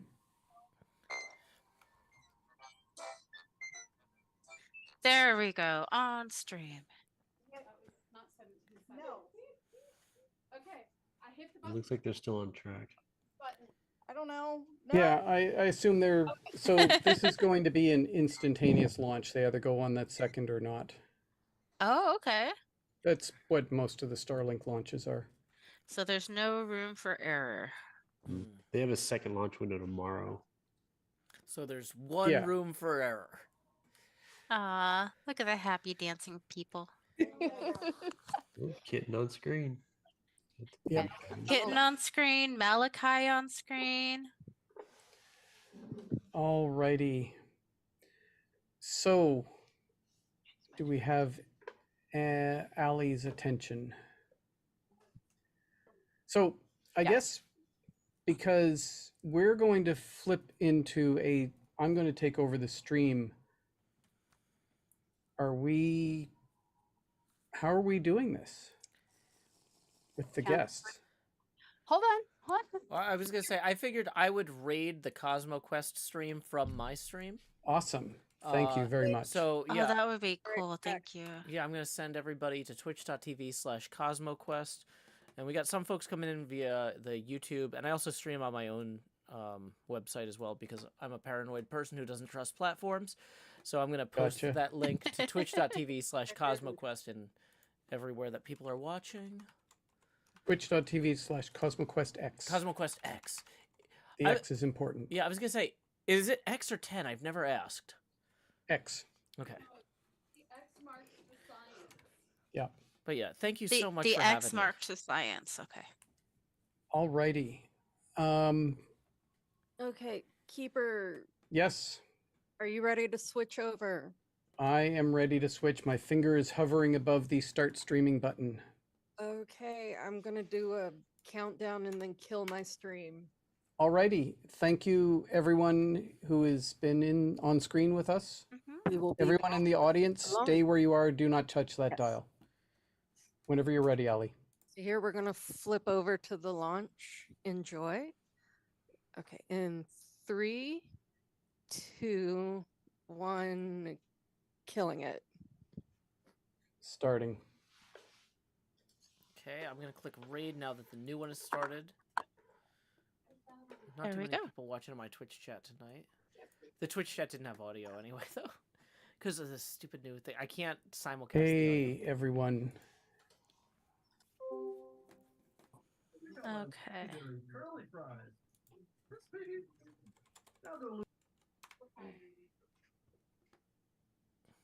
There's Cosmo Quest. I have to click back into it. There we go.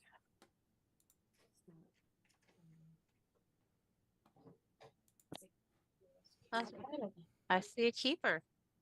Yeah. What am I typing? And so we're here. To watch. SpaceX is going to try launching. We were at T minus 2 minutes 35 seconds. Turn them on. Yeah, I need to stop streaming.